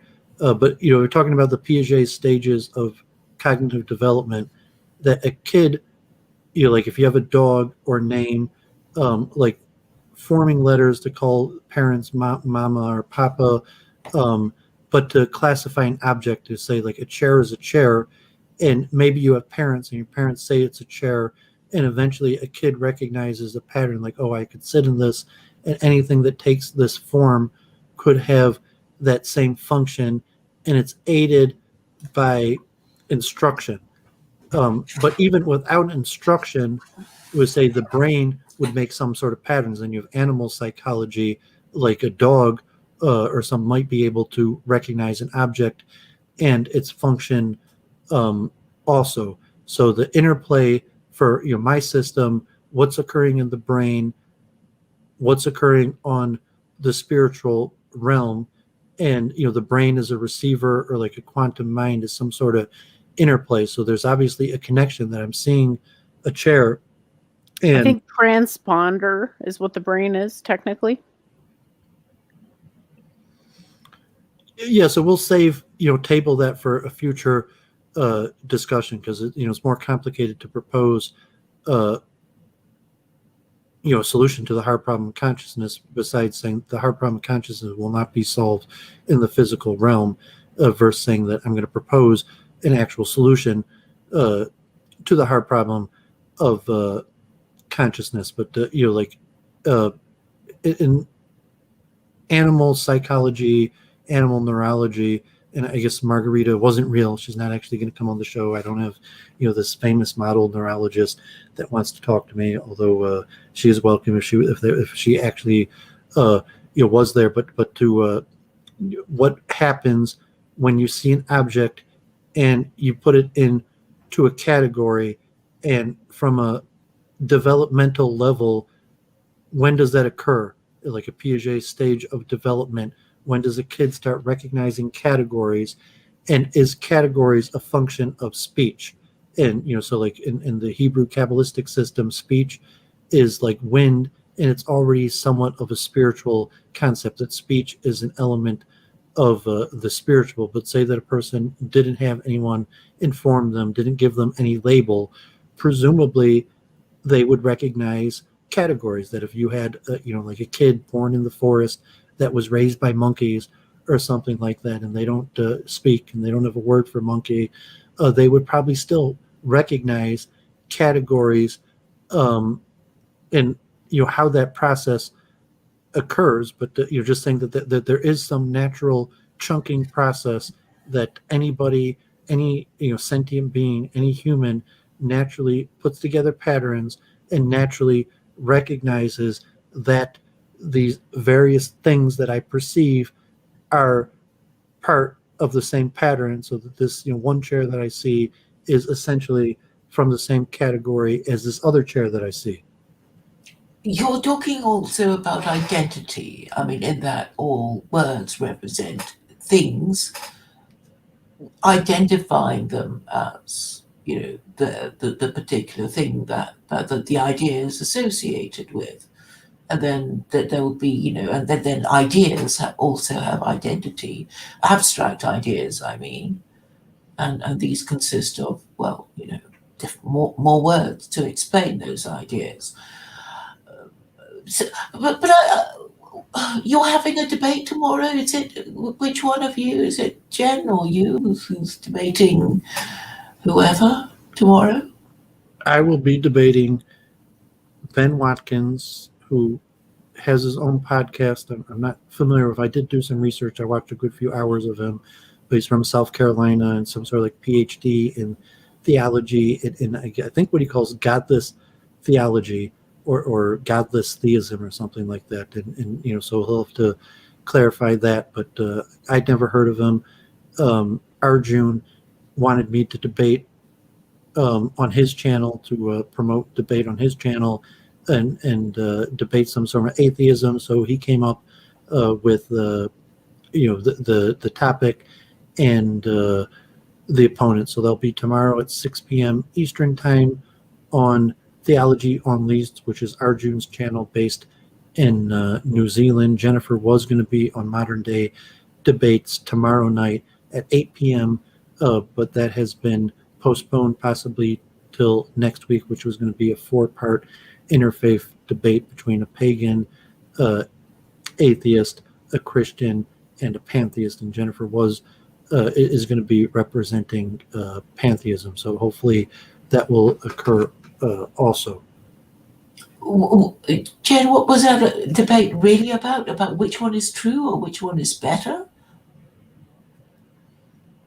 I'm not sure they structured it. So, I mean, if Arjun comes on, I didn't like to talk with him about it. And he might, kind of just, it looked like his last debate was kind of very loosely moderated, and actually went on for like 4 hours.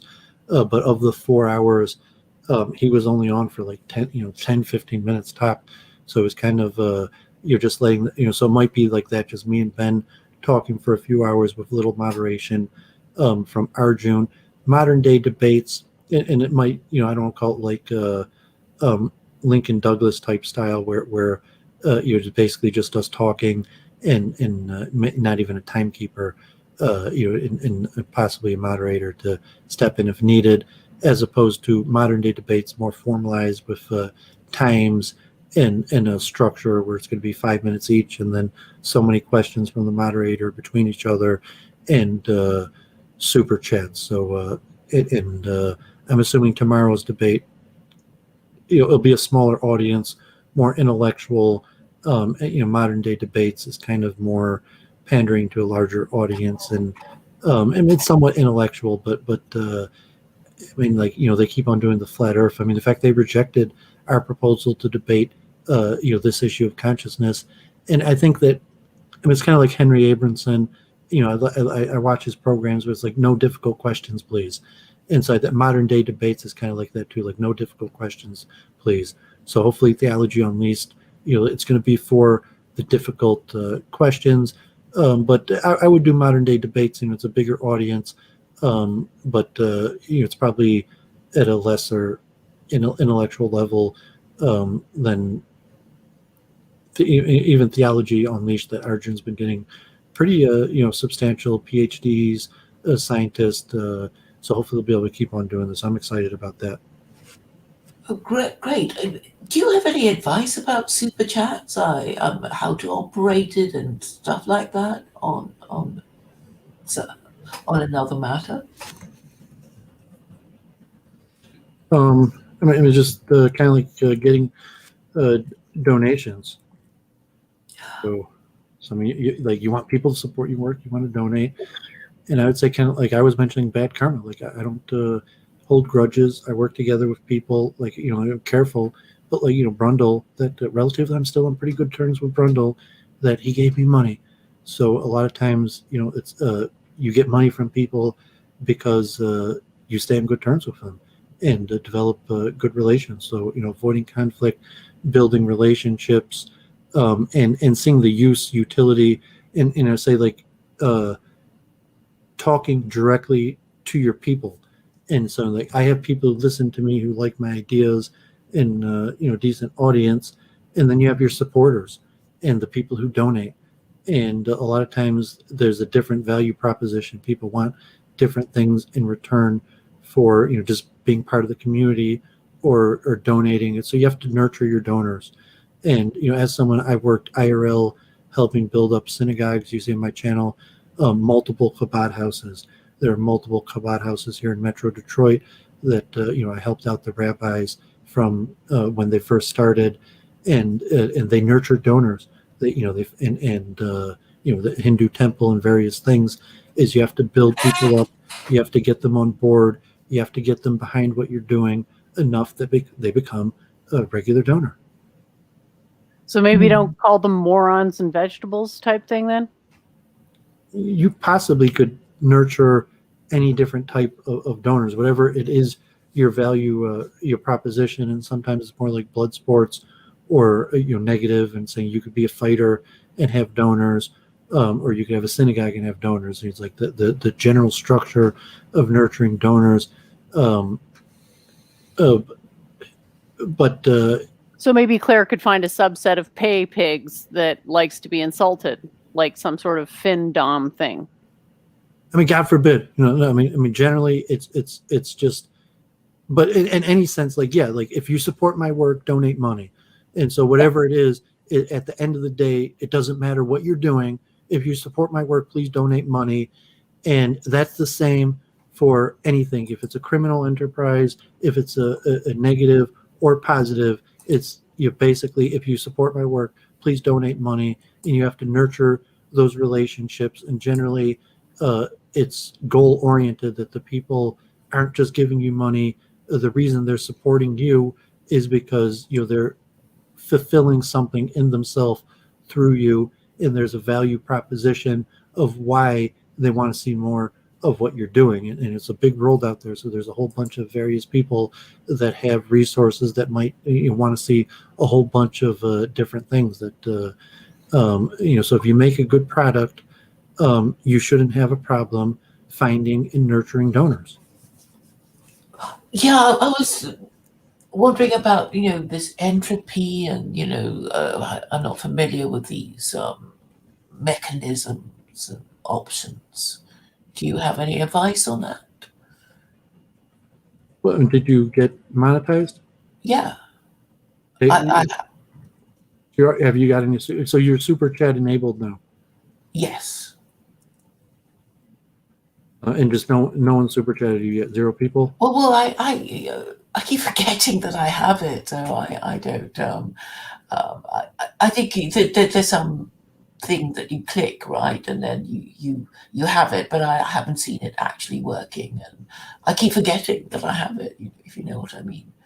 So, but obviously I need this thing at the bottom of the chat, and it gives people the option of buying a sticker or a super chat, right, and then you can pay to have your question answered. And what is this entropy thing that seems the alt-right favor? It's an alternative platform that I guess charges less. YouTube will take 35% or maybe even more of the super chat, and plus there's all the possible restrictions. You don't get paid for a few months, and if something happens between now and when you're supposed to get paid retroactively, they don't pay you. So it's just an alternative platform that's more friendly, and it takes a much smaller percentage. But you have to nurture donors first. You could have Patreon, PayPal, and all the various sources. So if you have people that like what you're doing or giving you money, then you could worry about what the best way is to get them to give you money, and you can make your Bitcoin, your wallet, and all these various things. But generally, you need people supporting you who like your work, that are going to nurture donors. That someone's going to be clear. I really like what you're doing, and I appreciate that you're out there doing it. And I wish I could be doing what you're doing, but like I can't. I work, and I'm more in the regular material realm, and therefore I have excess money, and I'm going to donate some to you and support your work. And so that's really all there is to it. And you could look at like like prostitution or something. Okay, like the guy just wants to fulfill some sort of physical pleasure, so he pays the prostitute. But you're talking about a value proposition that you're streaming. You're talking about ideas. You're doing interviews that people like and watch your work and are willing to pay you. And so the technology of how you do it, the various platforms, it's not that complicated, and it's more about the personal dynamics of recruiting and nurturing and growing donors. Mm-hmm. Well, I guess I'll just have to work out how to actually turn it on. I told you that Brundle would be my donor. So Brundle was a super chatter before I got monetized, and he's been super chatting me semi regularly, and I said that he would probably super chat. And I told Jennifer that Brundle would probably be one of my bigger donors if I ever got into streaming, because it's a style, and certain style, to some extent the value proposition is super chatting in order to make up for bad behavior, so that the person, why am I donating money? Because I want to behave poorly and get into conflict, and then I want everything like an indulgence and everything to be all right, because Doooovid's a calm and cool guy that knows how to diminish conflict. So Brundle could do a whole bunch of stupid things and have a whole bunch of people mad at him, and then he could come to Doovovid and pay me a little indulgence, and I'll be able to put out the fire that he started because he paid me to, or something. That there's all types of methods, or there's people that most of the time it's even Brundle, like the guy, he wants to be streaming, he wants to be out here saying his opinions, but he can't, either because personal reason, personal failures, personal responsibility, or just lack of ability. But someone who actually has money, someone who actually could afford to make a donation, so in order to have his voice heard, he pays, and to some extent it's a very good his method. name spoken. Yeah, so it just like it's kind of like paying a prostitute, and to a certain extent. To say your name. We're saying like buying honor. No one likes me. Like I'm a loser. I don't have any friends. So let me pay somebody to be my friend. And I mentioned that with Brundle, and Luke agreed. It says in Ethics of the Fathers, buy yourself a friend. That it is a reasonable method to buy yourself a friend. And one thing, if you want to recruit and nurture donors, you actually have to know who has money and who doesn't. So you say, okay, Brundle actually has money in a bank account, and should he choose to support you, he could afford to, super chat, maybe even a few $100s a week if he really liked your show and wanted to, just like Halsey or something. You're saying that if Halsey liked you and wanted to, he could super chat you hundreds of dollars. He probably has deep pockets and a big enough wallet, and it's the kind of thing he does, as opposed to you might have a whole bunch of fans, but they're broke and they're not going to be able to super chat you because they just don't have any money. And so, like we've talked about, money is karma. So to some extent, recruiting and nurturing donors, first you have to somewhat know who has money and who doesn't, and then you have to nurture people, like different things that they bring to the table. So it's okay, oh, Jennifer's a good person, she's smart, and she knows how to do tech and sound and programming, and has her own theories and debates. But how deep are her pockets? And saying the reason Jennifer doesn't super chat, is a hypothesis. Maybe she could secretly be a millionaire and have, but saying if she doesn't, My have opinions spoken publicly are worth more than all the gold in India. So, right, so if you don't have any money, you're not going to super chat. And it was something like about Lowell or something. We're talking about, like, he did his program and Gila Atzman, and someone you can't sell services to people who have no money. And so, okay, maybe Lowell's a millionaire, maybe he's broke. I don't know. And from doing business with people, you say, like, no, I know this guy has money because I've done business and he's written checks to me in the past. So it's saying, like, okay, Brundle, I spoke, I know what he does. I know, his job and his education level, and that, that he's making, close to $100,000 a year or whatever, and, entertainment budget, various type things that would make sense that you would nurture him as a donor, as opposed to someone who has a shoestring budget and, might be able to scrap together a few dollars for a super chat here and there, but it's going to be kind of pointless nurturing a donor if they're broke. Yeah, I was kind of thinking I don't want it, because then I would, be answering stupid questions and ignoring the free questions. And this is what I've noticed that, bigger channels doing. And I just sort of felt I would be intellectually compromised or something. But I'll see how it goes, I guess. It's just like IRL, if it's, I don't know if the Extremist Club, was big enough, they had to rent out a place there, they needed donors, or if, David Perry paid the money, if they had to rent the bar and he paid the money out of his own pocket. But, basically everything requires money. And because, there's property and there's rent, and if you're occupying space, probably someone has to pay for it.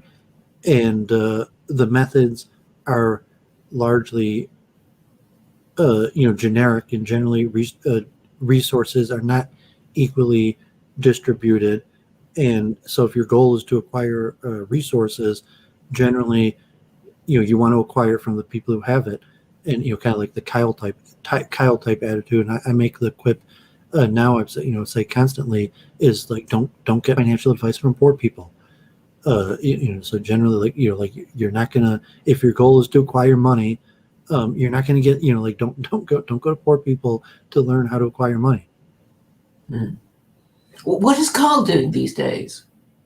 Well, I don't even know. I just mentioned that, type attitude, but he's probably working. He's probably, I don't know exactly. He hasn't called me. He's welcome. Tom Anderson in the chat, you're welcome. So, yeah, I mean, these streams could be money generating. And, I mentioned to Jennifer, like, she should do a post stream in order to grow her channel, and like memes, if he could co-host. But they're like sales, running a business. So I'm expanding my eBay business. In fact, I just rented a store. So now I'm probably going to be listing, maybe even thousands of items, mostly books. But I've done a whole bunch of work.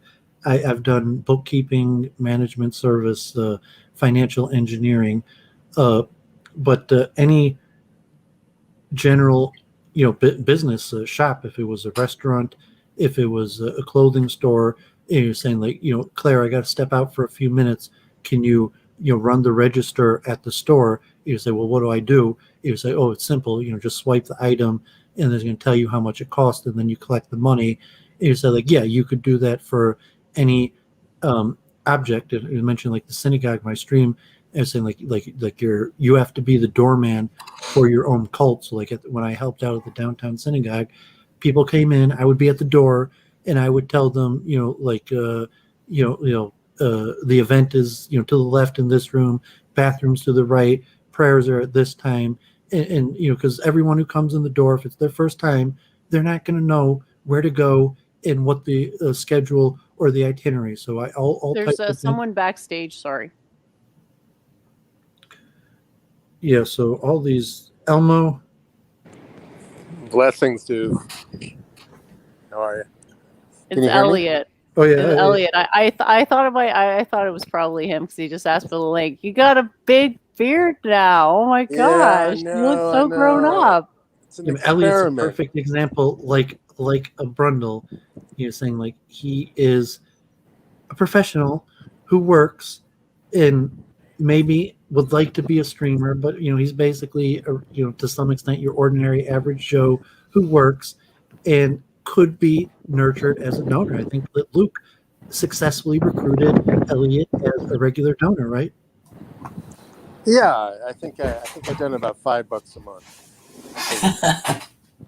Yeah, and so I'm saying that Claire, conceivably, that you would join Claire also if the value proposition was there, that Elliott would probably also be a regular like member of Claire, and we really get some up close of that facial hair there. Yeah, I don't know. I got to either. I think it looks really good. Honestly, you just need to trim the bit above your upper lip because if like that little bit there is the really key part. You got to see the upper lip, otherwise it starts to curl, and it's just like, what's going on there? Yeah, and the whole focus of the thing is the curl, and it's like, why? Don't you get food in there? It's disgusting, and then food. It's not disgusting. It's like my husband basically has the same look, and I really like it, but it's just really important to get that little bit above the upper lip. Sorry. I know, I'm due for grooming. It goes through phases. Sometimes I look like a bum, and sometimes I think I look really good. So it's all contingent on regular maintenance. But it suits you, but honestly, you look like a different person. A little bit like. No, we don't have a chill stream going on here. You're welcome sorry. to do that Sorry. anytime. So this is debate prep. Chit chat right now. No, I'm saying I encourage you, but no, it's not a chill stream. Doowovid doesn't do chill stream. So Elliott, if you want to comment on nurturing donors and super chats, or then also if you've been paying attention to the debate topic of consciousness and physicalism, or the debate in general, and I encourage Elliott to stream and do chill streams, but he knows like Doowovid's no chill stream. Well, did you hear my big mushroom speech this past week? Did you hear me on Luke? No, I haven't followed you. I see you in the chat occasionally on Luke, but no, I haven't really seen any of your work. I don't know, what you're doing or hanging out. You should come on Week in Review for that. You want to do Week in Review? Come on Week in Review. This is the new segment, Thursday night debate prep. It's not Week in Review. Oh, this is debate prep. I mean, be a little bit friendly if you want to say what you're up to, but no, it's not Week in Review. I'm doing this program as a debate prep. I don't have any. I mean, anything I would have to say I don't think would help you during your debate. I mean, I'm being honest. Did you guys see Dennis with E. Michael Jones? Can we talk about that? I don't want to do a chill stream here, and just to make the point of like I told Jennifer, like I say that if Elliott was here in Detroit and I had to step out, I'd be like, can you man my business for a few minutes? So it's like, I got to use the restroom and I need someone to man my stream for a few minutes. And the important point could be somewhat. Who would you choose, Doowovid? Well, I mean, and I would choose anybody competent. So saying that if Which my store one and I have books, my books for sale, that as long as the person's not going to steal and trustworthy, and they could do a reasonable job. So like if Jennifer does a post stream after modern day debates, and it's not a chill stream, the purpose is to grow her channel and get new people. You need someone that's going to do. Basically, no one likes doing it. So if it's like I mean, I assume Elliott has done this, and maybe saying like at a synagogue or a temple or an event where you do the door and you basically repeat the same thing to everybody that enters the door. Saying like party on the left, bathrooms on the right, bar over there. This at this time and this at that time. And in order to grow your channel, that's what you need somebody to do. So you say, okay, like I know you want to say all these jokes and all these things on your mind, but I just want you to make sure that the itinerary gets done and the money gets made. And you say, okay, Elliott's a professional, and saying, like, I know, but I'm not a professional streamer, though. I have no idea how to make a successful streaming channel. Elliott doesn't mind perpetual chill streams, and obviously, since we used to stream together, I love perpetual chill streams too. And I'm in fact chilling at the moment. So, well, I would say that's why. I mean, in terms of growing the channel, what I mean that Babs did pretty much only chill streams. And he grew his channel. I mean, he always had a good number of people. Chill streams is what puts asses in the seats because it turns into it sort of oscillates, but I get it. It's not your thing. You want to do the technical stuff. But that doesn't really grow the channel. But I'm basically with you. I'm cool with not growing the channel. If people don't care what I have to say and they're just going to derail everything, don't come. It's cool. I'll just wait till the people who are actually interested show up. I'm good with that. You could make money by being on point. If you have a service to sell and people are interested, you don't make money unless you correctly follow through. Like that somebody has to be there to let the people in and sell the product and collect the money, and you need some responsible on point to make sure the basic task is fulfilled. So it's like at the store when someone walks in and they're new, and you say this is what's going on. There's the cash register. Here's the items, and for the streaming, in terms of profiting from it, you need a system and a structure to get new people, explain to them what's going on, and if you have a value proposition that you're pushing to inform them, if it's you could do it with all bots like Rundle, where you have super chats or Entropy, just keep on blasting. Well, the value proposition would be us as our personalities, I guess. Yeah, you need strong personalities that have conflict with one another. That makes engagement comedians. That's what comedians do. Comedians are always cultivating Laurel and Hardy. Yeah, that there has to be a transaction. So I mean, if it's a comedian, you're a popular comedian, you still need somebody to do the door and make sure people pay. And I did concert promotion, and I used to do the door at my own not my concert, but the concert we promoted, because no one else was trustworthy enough to make sure people paid. So you could be the best comedian in the world, but nobody is voluntarily going to pay at the door if they could just walk by without paying. So if there's nobody at the door that's going to insist on having a ticket or paying, you're not going to make any money, even if you're the best comedian in the world. No, but you're missing my point. Well, you're missing my point, David. People don't, there's a very small audience for sermons. People want to hear. People are curious, but at the same time, they're vulgar. They want to hear drama. Yeah, and Doooovid doesn't care, and he's just never gonna care. And I guess that's his hard limit. Well, I care. Right? I'm making the point about we're talking on. About making money, and saying like you could be very popular and whatever. That's not what I'm talking about. You're talking about how you nurture, how you recruit through shit streams. Nurture donors. I hate to say it, but I mean, look at Claire when she had Kate on. How many effing people were watching those shows, and they were all shit streams.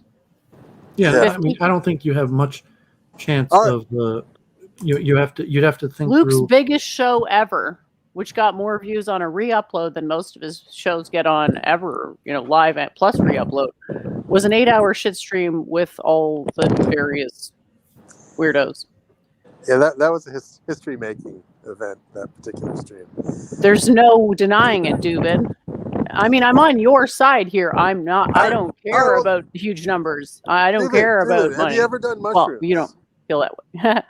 Oh my God! No, Yeah, he we've doesn't want talked to have about a this chill before. stream. He said he didn't want to have a chill stream. He wants Well, to talk isn't about how to. isn't that the topic though? The top. Well, no, Consciousness you don't and- want to go into a chill stream. You want to keep on the topic of what makes the But the stream thing bring in is, money. but don't you want to speak from your experience rather than speaking from?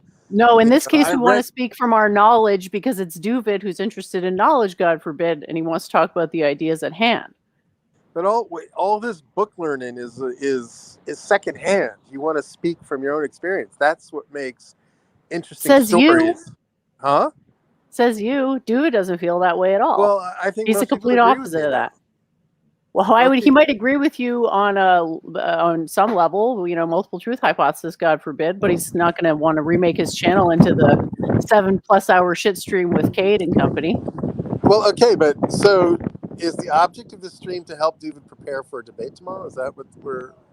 Yeah, it's more to go over arguments and the structure of arguments, and even like I'm just trying to demonstrate that. I mean, I don't know if it's I don't think it's not a defect in Jennifer, but she might be incapable of running her channel in a way to get the 1,000 subs or get monetized. And I was trying to explain just the procedure and the necessities of things that need to be done in order to be profitable. Like you said, making a party, if there's nobody at the door checking tickets or collecting money, you're not gonna no one's gonna pay.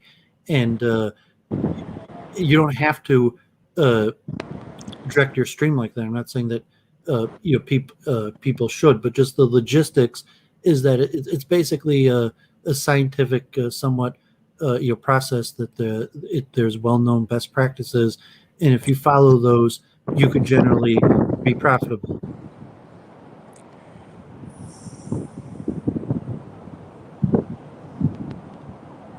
So that's not your interest. You don't care. That's fine. But Well, I have nothing to say. I have nothing meaningful to say. So, and I mean, I did I promoted parties and musicians and all sorts of things, and say most of the people are completely incompetent and able to make money, and that's why they need people, like me, like management. That's why you need management. Nothing says party like Doovid. That's for sure.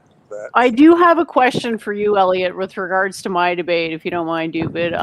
I've got 5 minutes to summarize our basically mounted defense. I would take a break if you don't mind, but please. I don't mind at all. I really I want to institute a Thursday night debate prep. Is saying Jennifer has a channel, Claire has a channel, Elliott has a channel, and kind of like a best behavior, and even like we're talking money here, like you're getting paid, you need to fulfill the task at hand because you're getting paid, and I like to have that kind of attitude generally and be topical. So if it's possible to try to keep it topical to helping Jennifer prepare for her debate on pantheism and all the like you could have your own chill stream or talk all the small talk and niceties a different time.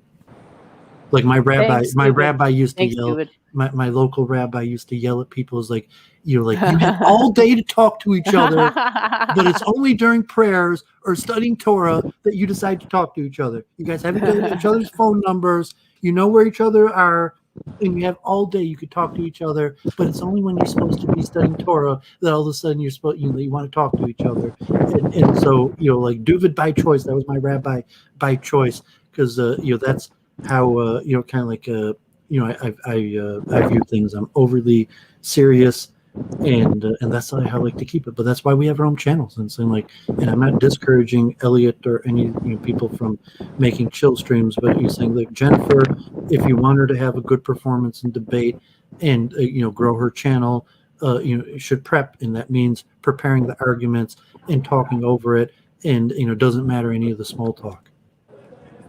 Fair enough. I'll help. So yeah. So anyway, what I was going to say was I've got 5 minutes basically. There's 4 of us. I have 5 minutes to basically mount a defense, a little sort of summary of why I think my religious beliefs are correct. And then it's going to be just open questions. So I figure there's not much prep to do for the open questions. So I'm just going to focus on the 5 minutes. And I'm at the point of just philosophically starting to hone in on the theme of it all, because it's a bit of a tricky amount of time. It's it's too long to just go into one thing in depth, but it's too short, it's too short to go into anything in depth, but it's too long to just list the facts. I could do a Q&A with you, I Jen. asked Elliott. Well, okay. So can you anticipate like the fundamental question that's going to be asked at you? So like there's one core question and everything else is kind of an ancillary question that's tangential to the core I don't question. think there really is a core question with religion because people approach it from different vantages. One would be like, what's the truth? And then one is like, what is the benefit of the religion? So I don't know that I can make a... Is it like a, atheist versus theist type of debate, or is it like It's Christian, atheist, pagan, and me, which they've decided to label a pantheist, but I didn't really identify as that. What I said was earlier that I wanted to have a debate with one of the atheist guys on the show regularly about whether God exists, and that the God I was going to be defending was the pantheist God, which he then extrapolated to mean that I was myself espousing the theology of pantheism, which I mean is like, what my views are more probably than most, that doesn't really encompass them, but it's not untrue to describe my views that way. Well, right. So like the sort of like your classical monotheist really sort of has one idea about divinity, right? There's one sort of all-powerful God, and nothing else has anything remotely has any divine powers whatsoever. So if you can sort of use the contractor-subcontractor model, I think that's the best. So you could say God himself does not get involved in mundane earthly affairs. That wouldn't strictly be true, though. Well, he outsources it to himself. No, to sub-divinities. The Holy Spirit. Well, perhaps. Well, I would say because you've got competing forms of monotheism. Even just in Europe, you have monotheism of Plato versus the monotheism of the Old Testament and New Testament, and so you have completely. You're not even appealing to the same thing necessarily by saying monotheism. Well, think about this. You know how in like the Hindu pantheon, you have Narayana, who is God as he is to himself. And this is utterly unknowable, right? You can't even use any language you use would fail, right? But God makes himself available to people in these sort of descended forms. And then you're into an irreconcilable difference as to what the supreme personality of Godhead is. Nobody knows how to frame the debate that way. I'm not saying I don't like where you're going, because I love where you're going. I just have had these styles of convos so much that I already know what they're going to be pushing back with, more or less. Well, I don't think they're ultimately winnable. I think, people either can wrap their head around it or they can't. It's almost like a genetic endowment that you either. Which is why I was thinking I wanted to get across the idea that it's a lifestyle. It's an active belief. It's not just something you think about once, then put on the shelf and it gathers dust in perpetuity. It's an active thing that you're doing all the time as a lifestyle and deriving benefits from it. Right. And another part you could think is the whole a good religion, a religion that's complete, makes allowances for people who want to partake of religion in a small amount or a great amount. So if someone wants to only dabble in religion, they want to eat sugar, but they don't want to be sugar, right? So the people want, they have worldly ambitions, and then they have, spiritual ambitions. And, a good religion would account for all of these tendencies in people. And so you're thinking like maybe if I phrase it as you accept the axioms at first, and Oh, that's really all you have to do. It's Well, I not a think people physical get thing. lost with It's axioms, a 'cause spiritual acceptance of axioms. And then the degree to which you implement the axioms is the degree of seriousness that you are about the system, but you can still agree with the axioms without even doing anything in the system. Well, I think axioms I don't think axioms is the best choice of words because it reminds people of geometry. Well, you're most saying people- that like it's a bad thing. Well, if you want to communicate, well, Math is a great way to it limits communicate your things. audience. I think it limits your audience to only those. I don't people think that's a bad thing necessarily, is it? Well, it depends on what your goals are. So, if you want to communicate to non-mathematically trained or non-geometry geometry savvy people, yeah, then using those words would limit your effectiveness. See what I mean? Okay. I mean, I understand that's how you see it. The thing is, philosophy uses the term axiom as well. Right, but It means philosophy is definition. Religion uses the word belief, so I could just replace axiom with belief if you don't like axiom. I feel axiom is stronger and conveys what I'm trying to say, but you could say it was a belief if you wanted to. Axiom implies that you're making scientific arguments. I am. That's the whole point of learning physics was to get the scientific arguments in support of religion. See, but I think a true religious position would be science is a language for describing the behavior of matter.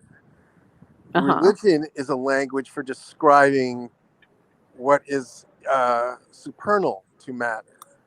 Yeah, but matter's entangled with the supernal, so it's 6 of one, half dozen of the other. You're implying you're saying, oh, there's dualism, and I'm saying no, there isn't dualism. They're in a feedback loop between each other.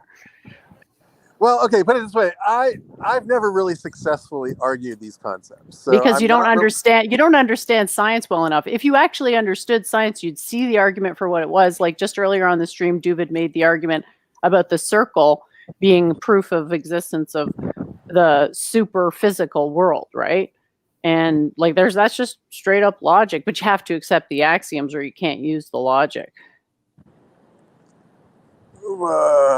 Science is a process, right? So if somebody presents to me something that they call science, I can use the scientific process to determine whether it actually is a scientific thing, because science is not a fact. Science is a practice. So it's like lifting weights. You know, if you meet another weightlifter, you can tell how good they are at it. It's the same with science, because science is just applied logic. Well, but religion is also a practice, right? Religion's also a practice, but the role of logic in religion is less clear than it is in something like science. It's obvious where logic is coming into science. It's less obvious where it's coming into religion. But the laws of physics aren't perfectly analogous to the laws of religion. But that is a faith assertion too, right? So you're saying that, and you don't know if it's true or not. No, but because... You can say based on your understanding of religion that that's a fact, but you can't just ad hoc say there's no reconciling the divine law with this other aspect of divine law. Well, because to me, I see it as like divine law is at the top and everything else comes out of that. Well, Jen, look at your own history. Do you feel that many people can grok what you're saying? Yeah. Can they wrap their heads around it, or do you get ferocious resistance? It depends on the person. Who gets your idea, though? The point is, Claire, you need to stop with this type of questions. Doooovid already said he didn't want fights started on the show. You have nothing to contribute to this, Claire. You have the consciousness of a bug. I would put it back to you, Elliott, and say, like, well, that's a good point. What does it matter? Yeah. What does it matter how many people grok the fundamental aspects of what I'm saying if I can prove that I'm right scientifically? Jen, here's you inadvertently landed on the perfect metaphor. which is that of the bug. You know, like a bug can really only see what basically in 2 dimensions. Yeah, all they need to do is hear my voice and that I'm confident and look at my body and see that I'm awesome. And they'll be like, I want to be like that. And then they'll accept the axioms because I'll say that's step 1. If you don't accept the axioms, I don't care. I'm not initiating you into fuck all, because that's how it works. And an ant can accept axioms. It's very easy. It's a faith. It's just saying you have to put faith in these things. You won't understand why they're true for a while, because that's what learning is for. It bridges the gap. But the perception of a bug is sort of far inferior to that of a human being, right? So all I'm asking people to do is accept axioms. If they can't do that, they've got no hope for anything else. That's very simple. Isn't it simple to accept axioms? The reason people resist accepting axioms is pride. And if you have that much pride, well, you're not at a point where you can learn this stuff anyway. I know, and if I only get a couple people out of their pride, right? What? You can't really bludgeon somebody out of their pride. Watch me. Wow. Don't be so sure. My phone is going to die shortly. Don't be so sure. If I disconnect, it was purely because of my battery. I don't know. I feel like that religious literature offers you the examples that you need to make the arguments that you need to make. So, for instance, the arrow in the arm, and then the guy's struck with an arrow, and then the doctor comes to rescue him. But before he lets him operate, it's a poison arrow. Before he lets the doctor operate, the person struck with the arrow wants to know who made the arrow, who shot the arrow, where did they live, what were their parents' names. They wanted to know all these details. But what they really need at the moment is to have the arrow removed from their arm.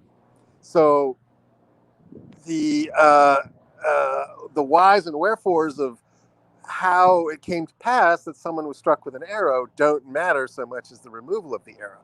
It's metaphors like that, it's stories like that you can use to convey religious ideas. Okay. So, I don't think they're particularly salient. Well, okay, but nobody knows what an eigenstate is, Jen. I don't know what an eigenstate is. Well, they're gonna have to learn or go away. All right, well, can you explain what an eigenstate is concisely? Because you only have 5 minutes, right? I'm not going to go into that stuff. That's what I'm saying. Like I'm not going to assert any of that stuff. I'm going to strictly discuss it on a meta level. I'm not going to explain all the theories. Yeah. Well, I mean, yeah. What I would say, this is just purely debate tactics, right? This is, I would find a real clear, central, pungent metaphor to work with, and then introduce that at the top. I think you mean salient, not pungent. And I think the quantum periodic table would be what I would use for that. I want it to be salient and pungent because I think I would use the quantum periodic table for that. It has to be pungent because pungence will make it memorable, and you'll have to refer. It's hard to convey pungence over the internet, isn't it? But anyway, I think I would just use the quantum periodic table, wouldn't I? I mean, that's the supreme BTFO, isn't it? Well, you tell me. How effective has it been? Pretty effective. Most recently, there's been a demonstration of entanglement on the macro scale, which is something I predicted. So, the funny thing is I did watch this video about this guy that's doing a lot of mushrooms, and he had in his background a periodic table. I'll send you the link. It's hysterical. It's absolutely hysterical. But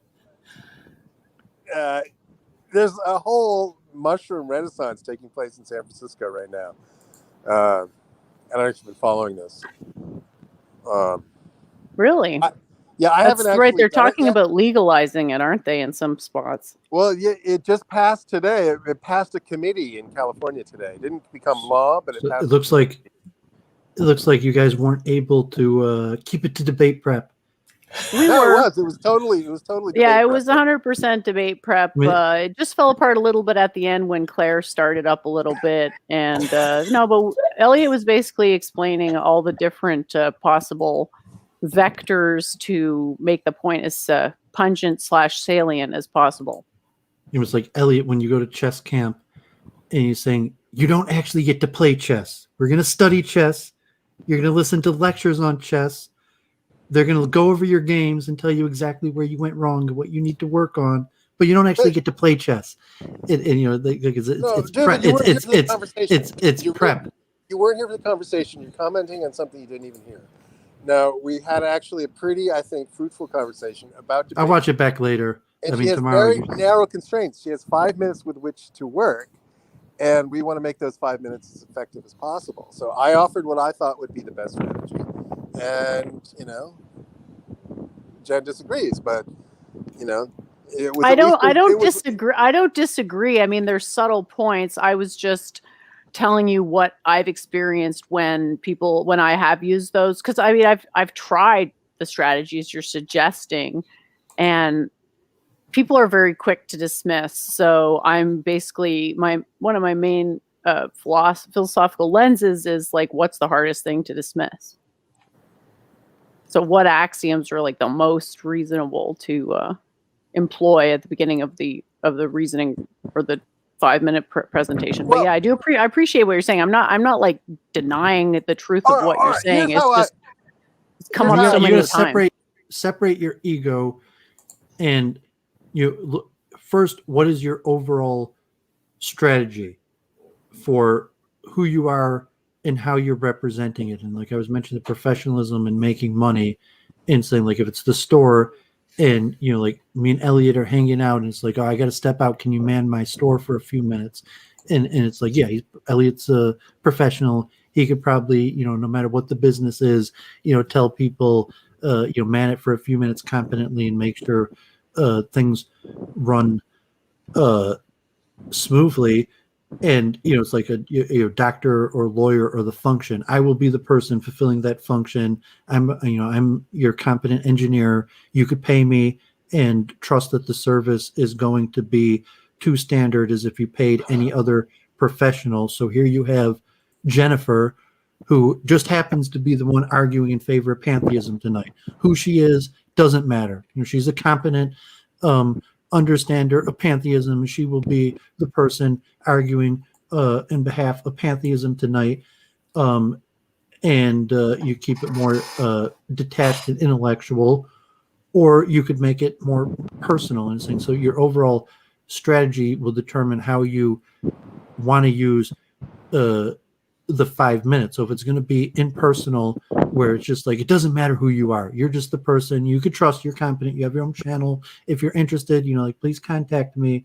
But I'm just a competent person that will be arguing generically the best arguments in favor of pantheism, largely separate to my personal identity and what I'm pushing. And if that's, you know, so if you're going to take that strategy, it will probably be different how you use your 5 minutes.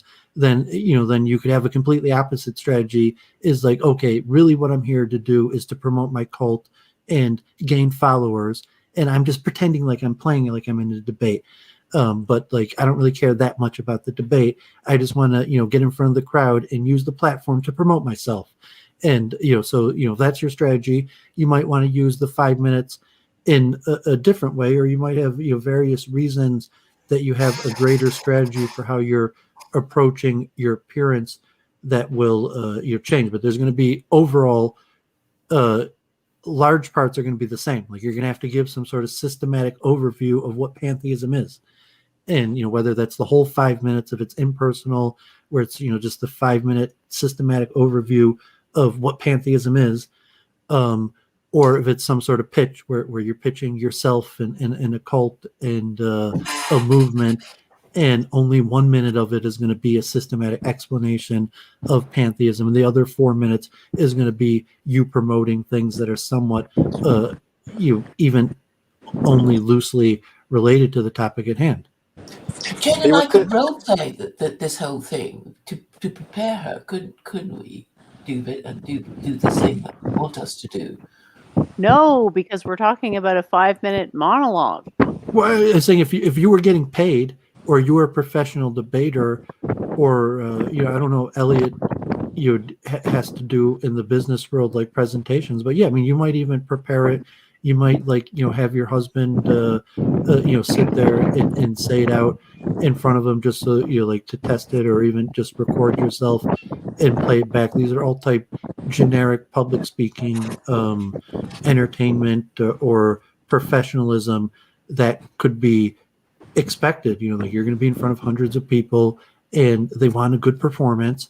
And you might even write out word for word. A lot of people actually read prepared remarks, and it's like if you were a congressperson and you have your minutes or your press, and it's very similar. Like most of your professionals saying you prepared written remarks, but then certain style, like I always wing it, and and then I mentioned the preparation, because you do have to read your audience and you do have to be on the spot. So it's like, like the chess game, saying where if like I really want to beat Elliott in the King's Gambit, and I got to prepare like 10 different lines, because he could come at me with any one of 10 different lines, and I don't know which one he's going to choose. So if I really want to be able to beat him, I got to be ready for all 10 of them.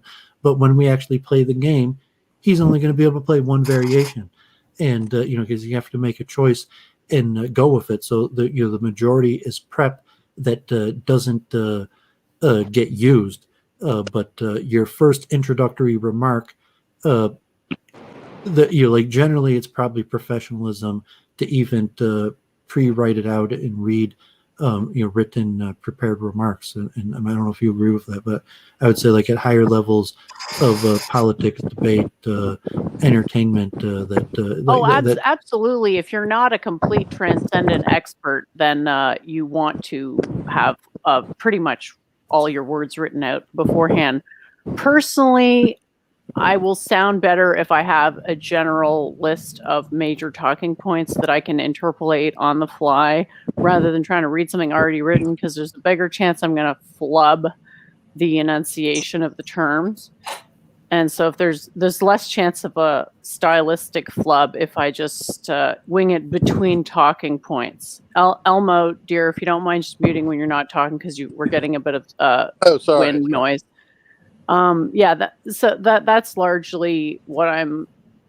And you see what I was saying about your overall strategy and approach for the appearance will change, like how you want to use that time and what you want to emphasize. So determine what's your strategy, and from there it'll make a big difference. Saying if you're going to have to introduce yourself, so to say, in your own thoughts, and you say like, no, I am just going to be doing an objective defense of pantheism that anybody, even if they never heard of me or have no interest in my cult or anything that I stand for, would still generally agree that the person did a pretty accurate, systematic, correct presentation of the basics of pantheism. You're just like Judaism, okay? Like I got hit by Joseph Cohn. Defend yourself. Like you think you're defending the Jews, they're accusing me, God forbid, of being an anti-Semite. Saying that no, you're going to be out there defending pantheism, and it's going to be like, is Joseph Cohn going to be coming for you and saying like you weren't defending the Jews, you're bad for the Jews, God forbid. And from that perspective of separating yourself from the topic, and then a professionalism that anybody from the same school as you would be like, yeah, that person did a competent job. Like he's an engineer. I don't really like the guy. I don't agree with his personality or his outlook on life. But I would vouch that that you pay him to do a service, you're going to get the job as done in a professional way, and so that you have the responsibility to the topic of pantheism, that anybody within reasonability in the school of pantheism have expectations of you doing some sort of minimum performance representation for this greater view that you're representing. We can do the role play thing, no? I just said no, we're talking about a monologue. How do you role play a monologue, Claire? Okay, well, you can do the We all monologue, know. and then I We can all ask you know. questions. We all know you're just waiting to jump down my throat with going for the jugular. And Doovid already said he didn't want this on the show, Claire. Yeah, You I need don't to care. learn to I'm ask just questions. Quite entertaining. I'm making the point that has nothing to do with Jennifer. It has to do Yeah. with the topic of pantheism. Yeah. And just like if she was a doctor and you go to the hospital and you don't choose your doctor, necessarily if you just get assigned one, as in most things, like you get in line at the store, there's it's random who you're assigned, but you could assume competency, so that she, regardless of whatever her personal beliefs are or history or streaming or network, that she is representing pantheism and she has to take a strategy. And the strategy, this is what I'm putting. Does she want to completely separate herself, where it's basically like Doovid, and I'm not even giving my real name. I And gotta it's like put in. I will be the guy defending the Jews tonight. Like, who am I? I'm just a random Jew who signed up, and I'm going to be the guy defending the Jews tonight. It doesn't really matter who I am. Let me butt in. I have to leave because the battery's going to die right now. All right. So. Oh yeah, thanks for hopping on. All right. Thanks for having me. We'll talk soon. All right. Thanks. Bye all. Bye. And for the strategy, you'd be like, oh no, like this guy, okay, like I'm the guy who's defending the Jews in the debate, and so who is this guy? And how is he defending Jews in some debate? But okay, there's a debate and there's a Jew defending Judaism, and you tuned in, and this is the Jew that's doing it. And so here's your debate. It's modern day debate, and it's Jennifer for pantheism. So obviously she's a streamer. She has her own channel. She has her own peeps. She has her own footprint, and okay, Arjun. Arjun. Okay, so Hey, I've got a lot of background noise here. I'll stay muted until I'm driving or something. okay, yeah. If you wanted to talk real quick, just so we make sure to get it down, like what kind of format? What's the plan for tomorrow? Is it just kind of you're going to do an introduction and you basically let us talk and only hop in there every once in a while? Or are you going to do like times? Is it going to be like like time presentations and rebuttals? Is that background noise tolerable? Yeah, I mean, yeah, it's pretty bad. So I guess if you're going to be in a better situation in a bit, we could wait. I mean, just quickly. Normally, what we do is like 10 to 15-minute openings from either side. We don't bother timing them. People always respect the time limit. People finish early, and then after that, it's just casual discussion. And then usually in the last half hour or 20 minutes, we take questions from the live viewers. But I am partial to a more structured approach. After studying it a bit more, I do think like time slot debates are better in some ways. Well, I mentioned the preparation also, and it's like, okay, if you're making money off of it, or you do a bunch of work like writing a speech or something, it's a bunch of work, even just reading and preparing. But to the higher level of having basically prepared remarks, which I'm not at that point. But having well thought out arguments and ideas, and my approach largely is I'm just the guy who's arguing that consciousness doesn't arise from the physical. Like largely who I am doesn't really matter. Like it's not I'm not bringing myself to the debate. You could assume I'm competent, like you have my resume, like I'm a streamer. I've already done some debates. I have videos that go more in detail into how I think about these things, but I'm just trying to give a competent side of the argument, expert, somewhat expert. I'm not a PhD or anything, but someone who's thought about this and read quite a bit about it, been streaming about it regularly, and going to present two major points. One being that the actual physical science of the brain is pointing towards the fact that consciousness and higher level thought does not arise from the brain, that purely based on what we know about the physical realm. And then I'm going to argue more philosophically the nature of ideas, and put it in the classical kind of Platonic forms idea that per force there has to be a spiritual realm for ideas to exist at all. that even the concept of consciousness by itself forces that there has to be a spiritual realm, and like Plato and the perfect circles, or the idea of categories and forms, that not only physically that it's that these things can't arise from the brain, but philosophically that they can't arise from the physical realm, period.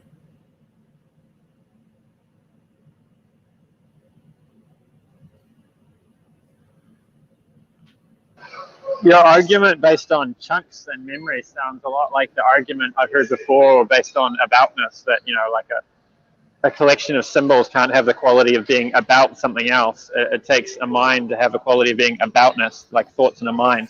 And so you can't have that on the physical. Yes, I've done enough research. Like I'm willing to argue the neurology and the brain and the evidence where I don't think saying that scientifically it does not look like we're going to find a way that consciousness or thought arises from the brain. We've been looking for a really long time, and we're still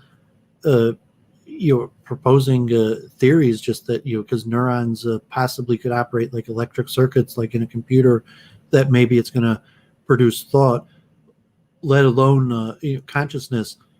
That logically, you're saying there is this phenomenon of consciousness or even thought, like I mentioned, like 1 + 1 = 2. I'm also arguing doesn't occur in the physical, but that we've been looking for decades, and these explanations of solving it through a function of the brain don't exist because it's not true, and we're not going to figure it out. We should stop looking for something that's not there. And then you have spiritual dualistic systems, or the brain as a receiver, or the different concepts that various people might propose for a dualistic system. But as I said, like, I'm not going to be proposing a dualistic system.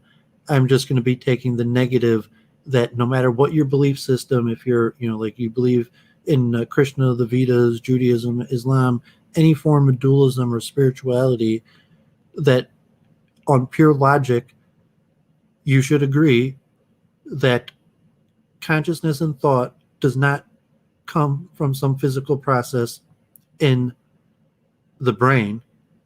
And then added onto that, I'm going to argue that ideas in and of themselves can't arise from the material realm. So even the concept of thought, like if there were electric signals, we're able to produce it in some method. I'm going to argue that the whole concept of thought is counter to physicalism in the material realm. And so my own like personal beliefs or background, I might use examples or mention Hebrew sages or something if I need something to draw on. But actually I'm planning on using mostly the Greeks and the classical Western philosophical canon, and the most modern science. And that's my strategy. We're talking about Jennifer's strategy on modern day debates, and I think Arjun largely had a similar strategy, where you largely detached yourself from what you were debating. You were the person that was representing belief that Krishna or the Vedas from a rationalistic perspective, and whoever you are is largely irrelevant. Like, you're a devotee who put a lot of work into it and did your best to put forward the argument to the best of your ability, in a way, hopefully, that anybody within the same spectrum or realm of your belief would generally be like, yeah, those are very similar to the same arguments I would have put forward if I were in your spot.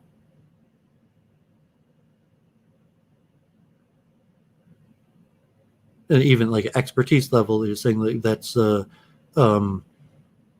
people who study and work at a topic because you a passion for understanding something, and then to be able to represent and debate is the highest form kind of explanatory power. Like, I did my research, I'm sure Ben Watkins did his research, and so there's a contrast of two different ways looking at the world, and the best way to understand these different worldviews is a clash and a debate between representatives of these opposing schools.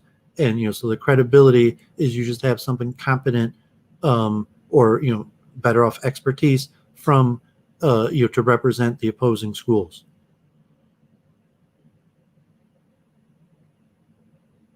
Yeah, that's a good description of why debate's important.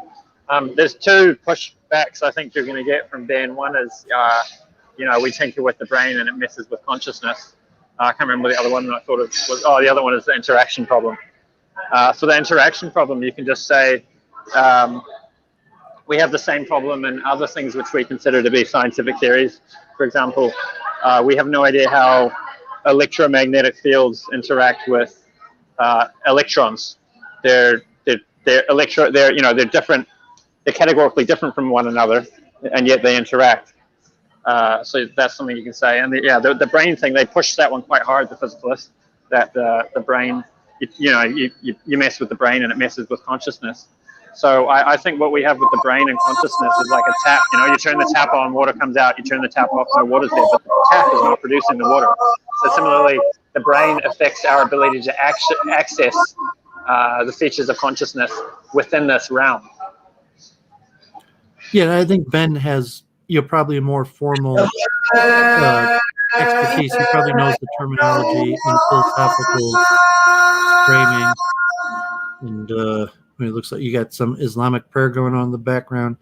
But yeah, I'm sure he'll have some good pushback. And I guess, obviously he's taking the positive where he's going to be arguing that consciousness can arise from the physical. And, so the presentation, how I present my arguments in open, it could go in many directions. We can end up talking about, lesion studies or psychometric data or any area of minutia that the direction turns, or it could turn, random, where one of us mentions something and it gets kind of sidetracked. But I think hopefully we're both, seasoned enough debaters that we know how to frame it and keep within the larger picture, and to speak to the audience and the viewers where, it's me versus him, but at the same time, we're both using the opportunity to try to clearly explain systems of belief and thought. And it's kind of like a sales pitch where we're selling worldviews and representing different worldviews for people to view, and see how the salesman of the very different worldviews present it, and then competitively, where if you were going to ask, why should I, the different good and bad qualities that are part of the different systems, and that's largely multiple truth hypothesis is a hope to systematize and even mathematize this goal where you could compare partially true systems and produce some sort of truth value to how correctly these systems, based on their axioms, accurately make predictions and assign it truth function. And the multiple truth hypothesis would be the sum total of all of these equaling one.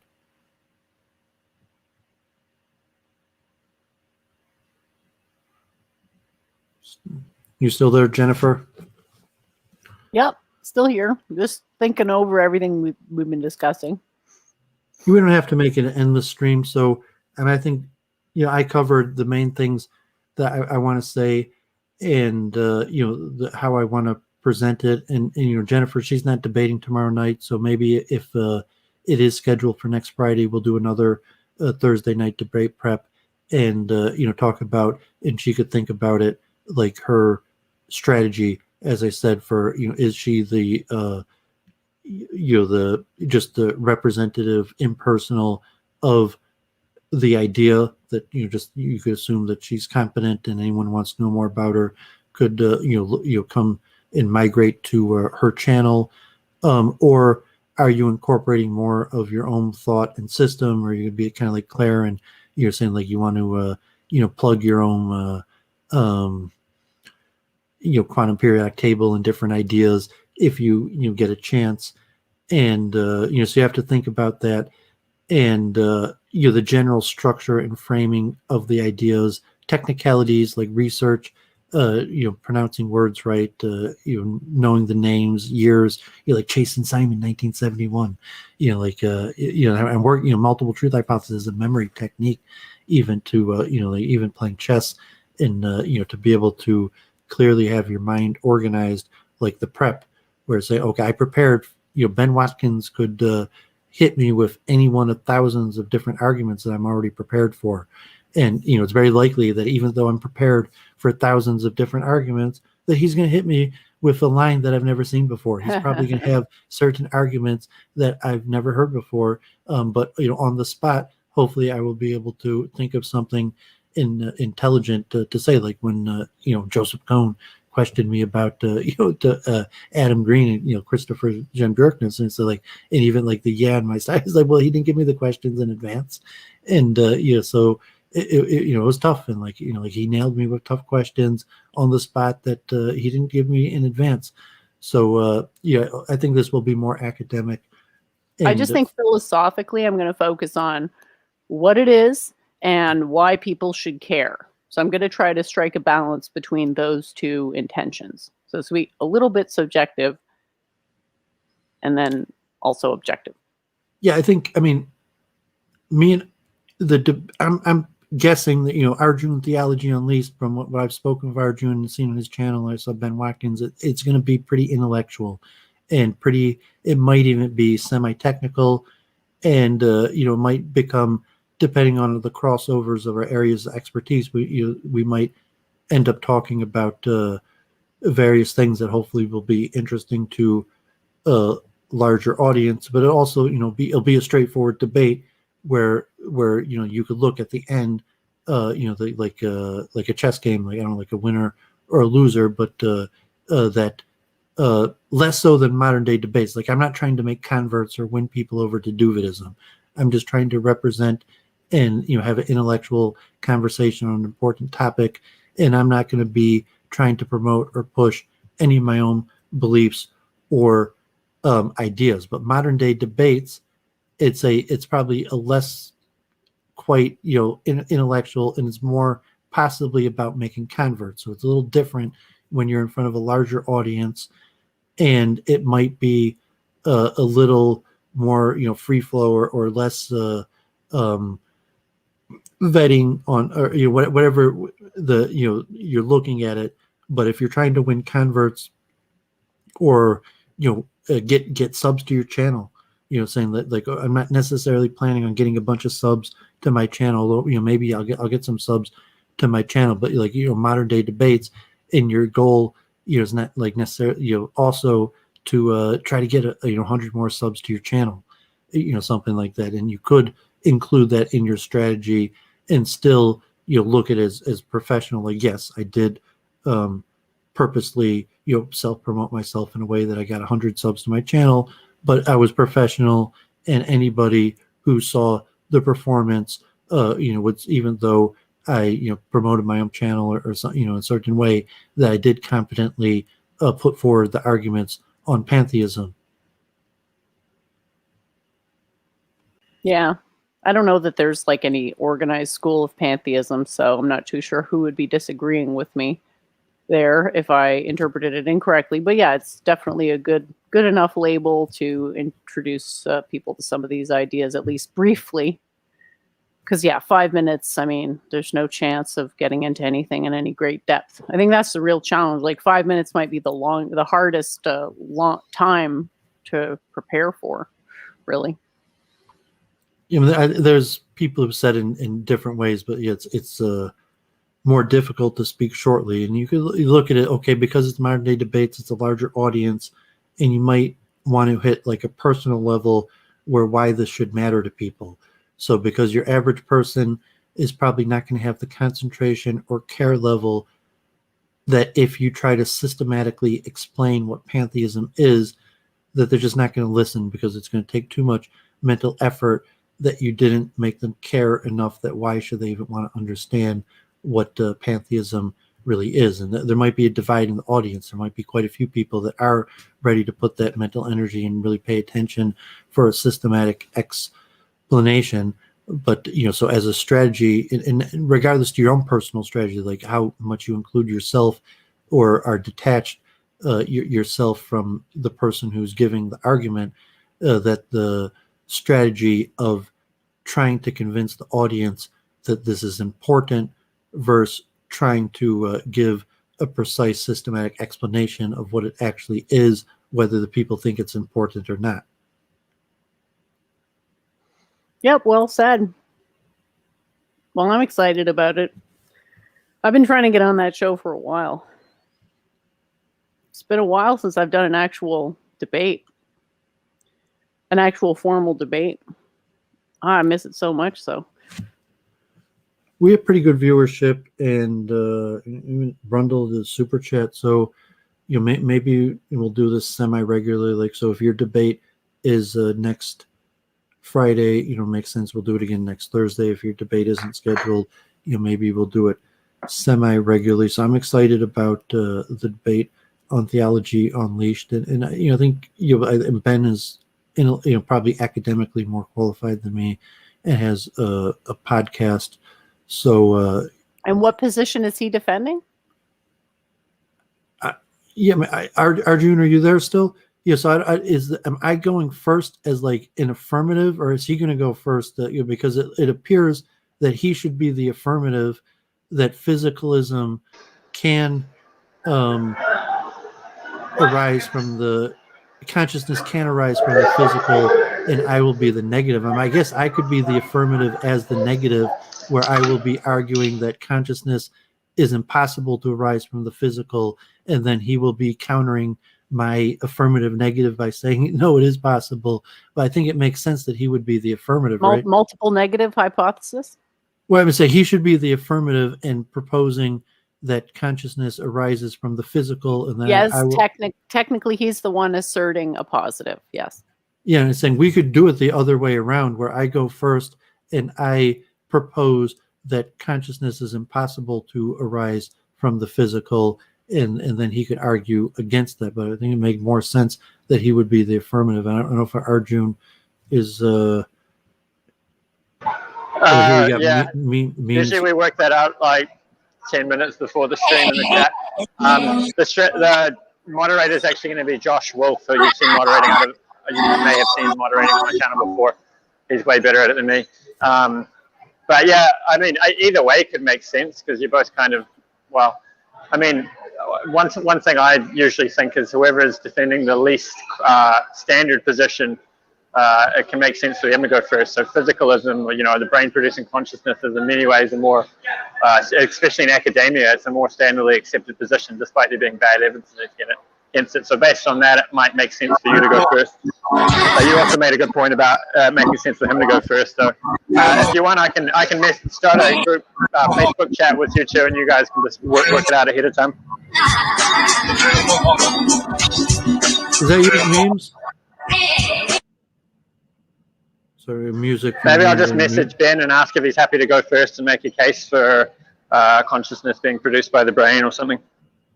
Yeah, that either one's fine with me. And it's saying, I was thinking that I was probably going to go first. To just intuitively, I thought for whatever reason I would be going first, and maybe like you said, because it's a minority position. But I'm prepared to go first and give a presentation.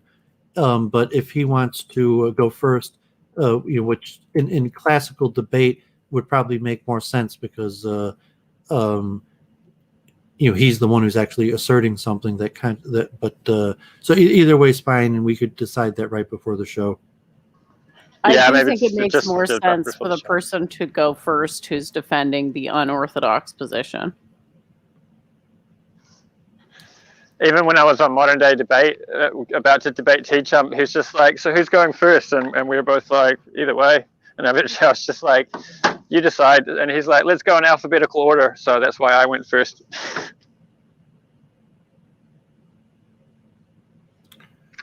Yeah, but it's better to have, saying, I mean, we could have even, we maybe even discussed this weeks in advance. So if you were like Sam Harris and Jordan Peterson or something, and you're in, people are paying tickets and in the hundreds, you do have a lot more preparation and even coordination and as saying, even like prepared speeches or clear coordinated mapping of how you plan on doing it. You could produce good programming at any level, but a certain level, professional, higher quality programming requires more work and more preparation. Yeah, that's true. Although I'm pretty sure Sam Harris and Jordan Peterson just had like a casual conversation. I mean, they would have prepared and studied, but I don't think like any of it was like rehearsed or like deciding who's going to go first and say what. I think they started by steel manning each other, and then they just went from there, and it was quite organic. But when you have great minds like that, like the preparation that's gone into someone like Jordan Peterson or Sam Harris is decades of reading books and giving lectures and writing books. Yeah, Ben Watkins probably is more professional.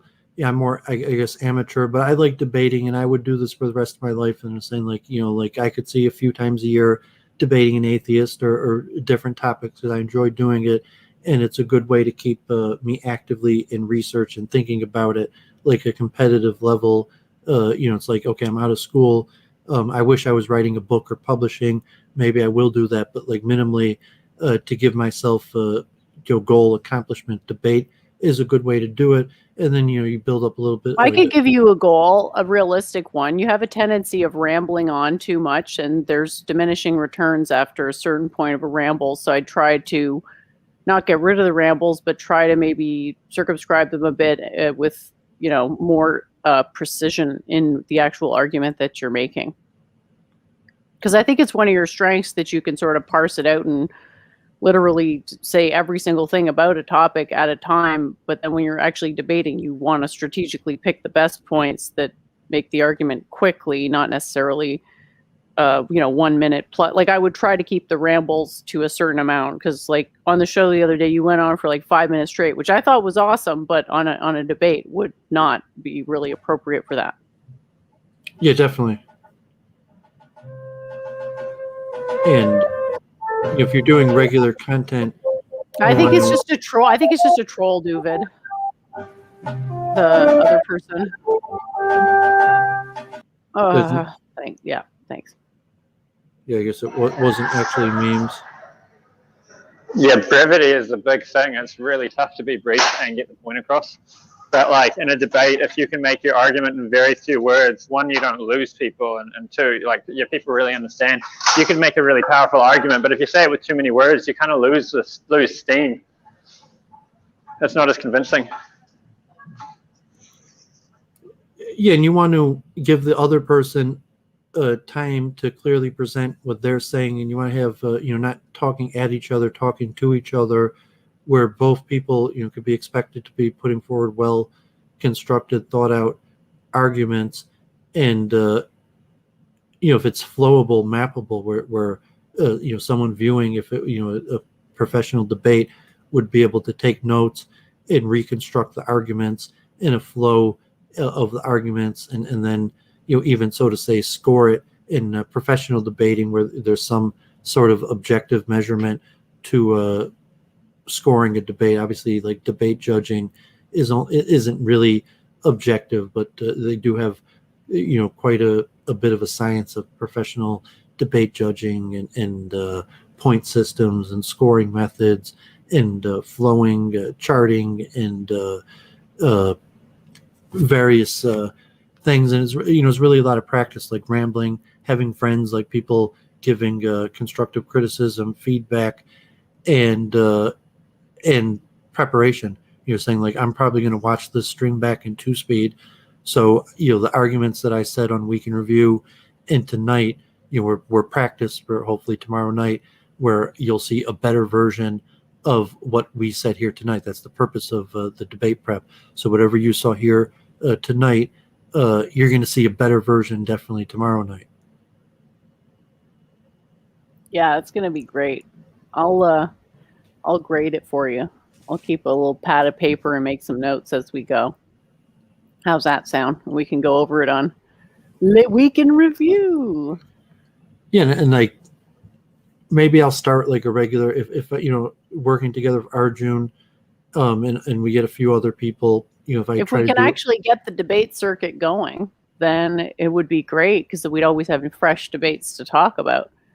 As long as people are past, the whole ego ruffling thing, it should be very profitable. As long as we're more focused on the learning process, than the interpersonal muscle flex, that I think it could go very well. Because everyone's always interested in a debate in theory. It's one thing to watch one, and it's quite a different thing to actually participate. Because, it takes a while to get reasonably good. Well, personalities and blood sports versus impersonal topical debates. And you even like JF or something, doing capitalism versus communism again and again. That topic, is debate in general is only minimally interesting, but certain things are very interesting, like consciousness, theology, interfaith, comparative spiritual methods, or even proposing my own theory that that I would be debating multiple truth hypothesis would be well known enough where I would be debating and defending my own theory, even against competitive theory. So if I have a chance to plug multiple truth hypothesis, I don't plug it, but it's saying as a method to understand that as I'm trying to explain something, that I would plug my own theory by. It's a tagline. It's like me with the measurement limit, right? Yeah, it's a indirect way of promoting, but saying that I developed this largely for the reason of trying to understand very complex concepts. So the question, so I was saying I believe that consciousness exists, and I believe that thought exists, but I believe that they operate in what called like the spiritual non-material realm. So saying, do I have an explanation for consciousness and thought, being that I conclusively think it does not arise from the physical? And the answer is yes. And well, how do you explain it? Like, it's complicated. It's extremely complicated. It's so complicated that I had to create what I call the multiple truth hypothesis just to be able to try to explain these things, because you're talking about operating systems between the material and non-material or spiritual realm, and it's extremely hypothetical, and you can't have systems that make predictions, and what are the axioms? But we may not cover that much. If we end up moving in that direction, we can. Like, I'm prepared to go on for any because it's Sabbath and it's Friday, like 8:30 or something. Like 2.5 hours might be my maximum. But if we completely talk about physical, like we could talk about the majority of the time the brain and sense perception, or we could talk about the philosophical and Plato's forms. But if he wants, we could also talk about dualistic explanations for consciousness. But I think that's somewhat off topic. There was mentioned that largely, I think we're not going to be looking at spiritual explanations of consciousness. I'm just going to be questioning the realm of the physical explaining consciousness. And if I convince people that physical explanations of consciousness are impossible or unlikely, that they could seek more, come to my content or my channel to learn more about what I think about consciousness, or they could request me back for a different debate where I will present my own theory. So I think that's more likely the best way to go about it. I don't know if Arjun's still there, or thoughts on that.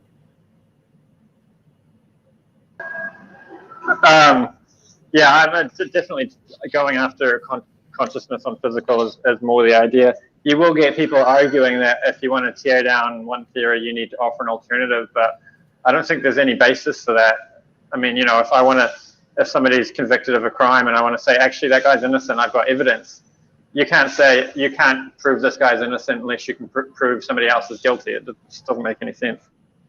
I said at the beginning that, like, in theory, if someone didn't believe in the spiritual realm, but they believe that consciousness is an illusion and doesn't actually exist, that they, like from a aesthetic level, that they should also think that I won the debate, because they're saying someone who, because they would agree that they could agree you had defeated your opponent, but yeah, winning a debate involves the assertion of a positive.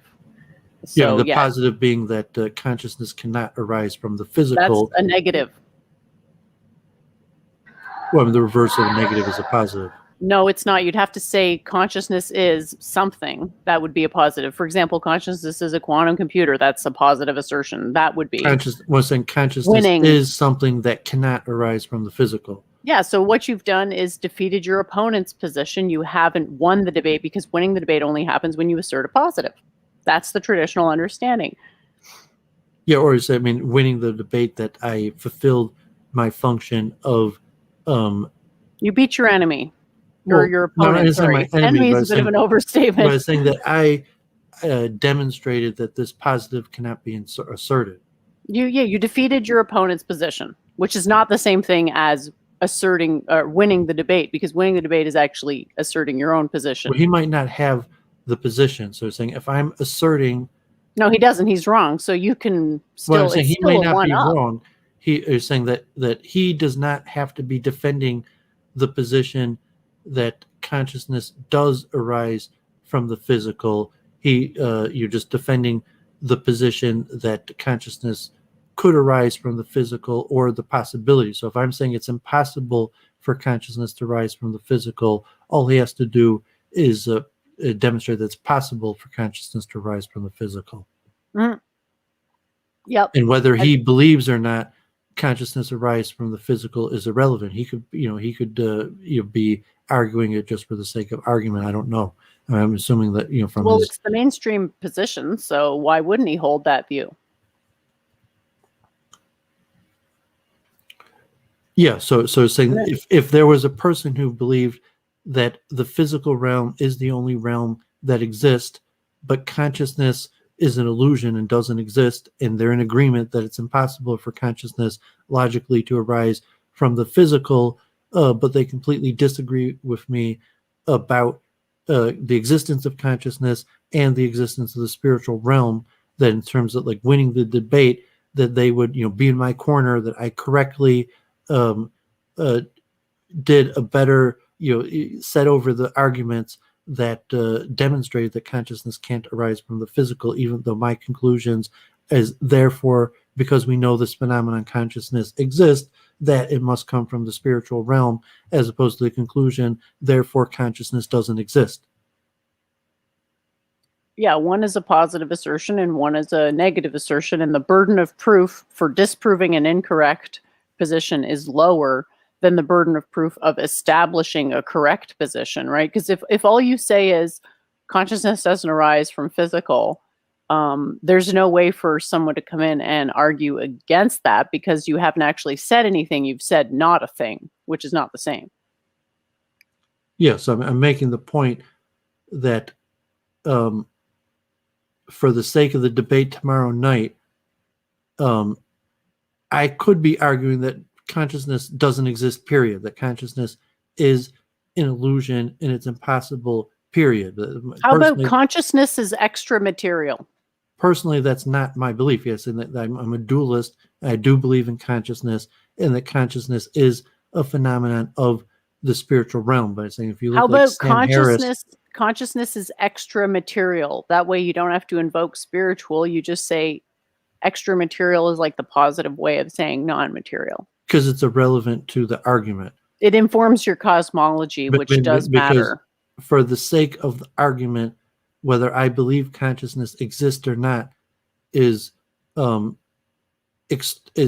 from the debate that I'm arguing. I'm arguing that consciousness can't arise from the physical. So does it matter if we establish if consciousness is in fact a real phenomenon or not? It does matter, because you could interpret it both ways, right? Like, you want your position to actually describe your position. And what I'm saying is that if you take the position consciousness is extra material, what you're saying is it exists and it's not material, rather than just consciousness is not material, which could open the door for it being nothing at all. They're ever so slightly different information contents. I'm not sure if that's clear. Because if you say consciousness is extra material, you're saying two things. You're saying, one, it exists, and two, the nature of its existence is not the material realm. Versus consciousness is not material, you're just saying one thing. You're not actually saying that you believe it exists, but you do believe it exists, correct? We're saying, I believe that there is a me, that there is a controller of this body, there is a Doooovid, there is something. We haven't identified that as consciousness. I'm asking you now, are you axiomatizing consciousness? Well, I'm saying from that level, you could like reject that there is a controller of me that you're talking. All I'm saying is that from your own experience of you as the controller, the only thing you can be sure about is that you have the impression of the existence of a controller. It's a lot harder to establish that it exists in a physically real way. All I'm saying is you axiomatize consciousness. Yes, you're not open to the position that consciousness doesn't exist, or are you? Like I'm not 100% sure. And consciousness is the most empirical thing we have. It doesn't make any sense to argue that it doesn't exist. Well, it does. Saying that the most scientific evidence is it is an illusion, that consciousness and even free is related to free will, that there's a perception of watching ourselves make decisions, but in reality we don't actually make decisions. It's just this illusion of thinking that we had some sort of control or ability over our decisions. Don't you think perception is a better word than illusion? Because illusion doesn't really tell you anything about the material nature of the thing, but perception tells you that it's happening to you. I mean, there is no internal controller or I that controls the body. That's an illusion. Yeah, well, then you're talking about free exist. will. You're not talking about consciousness, though. Like, consciousness consists of qualia, and primarily, and that's like the only thing we. Like that's according to like one. My pain exists, my green exists. Guy. Strictly speaking, according to one guy that consciousness consists of qualia. You can't just assert that as though that's the. Hang on, I got a phone call. 1 sec. Yeah, so we go over these things, and hopefully he'll probably we could be systematic and explanatory more than confrontational. Well, it is going to eventually come to a confrontation because you're going to have to agree on axioms before you can even start any type of meaningful debate. But you might not do that. You might just discuss. I mean, I watched him. He didn't seem like a very confrontational person, so I doubt it's going to get confrontational. Well, try drilling down to axioms and see how confrontational it gets. Well, I mean, saying that's probably what he specializes in. So I mean, kind of like Jay Dyer or someone like that has extensive training in these ideas and how to express them in their technical terms, who's done the work to in the research. So I mean, like I did watch some of his previous debates, so like he did seem like he knows what he's talking about, and like no, it didn't seem like I didn't see him get like mad or personal in any of these things. So I'm not expecting anything unfriendly. I'm not saying unfriendly, but it might become heated. It can be heated without being unfriendly, I think. I'm just, if I'm not sure what this guy's position is, so it's hard. Like he's saying consciousness may arise from the brain, from what I understand. Yeah, I don't know if he's gonna, if we're gonna even mention evolution or any of these concepts. I mean, there's a whole bunch of crossover, areas that he's saying if I'm ready, I didn't prepare to argue evolution, but if it comes up and he's got like a general evolutionary approach towards biology and consciousness, I'm prepared to argue evolution, but I didn't even think about it that much, and my angle was going to be more the human anatomy as is, and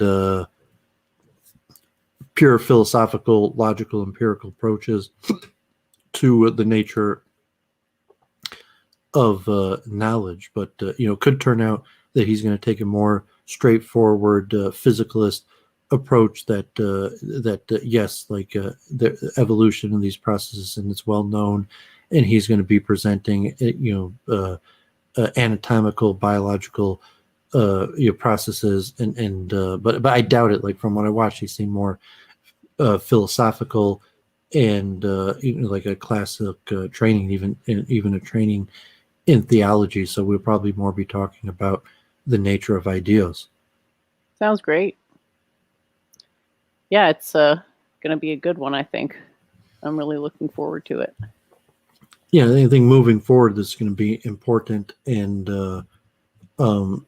because I don't think really people really understand what I'm talking about very often, and so maybe having a debate on this, what will help clarify what is this multiple truth hypothesis, to saying that these opposing sides and trying to get at truth, and the difficulty of like dualistic versus single systems, or all the various ways of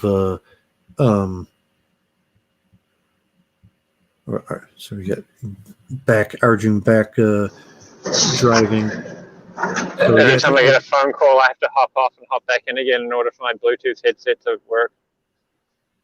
So I don't necessarily like Thursday night do like endless hour streams, but maybe we'll make a regular segment. And so what's how often are you doing debates or shows now, or you don't have it planned out?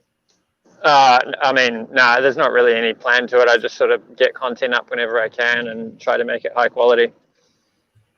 Yes, I'm not going to commit like tonight and make a commitment, but I'm saying like, yeah, I mean, you have to kind of like a business, has to be regular, it has to be open, it has to have regular hours. So like, commit to like a Thursday stream, debate prep, and then you have to be prepping for debates. And the reason I have like a debate prep show is because majority of debate is prep. That if you're wondering like, what does it take to debate? It takes a lot of prep. And if you do the prep, you could usually do a pretty good debate performance, even like memes of destruction, talking about like dueling or something like that. You could have a topic of expertise and represent that in debates, and have a personality built around that.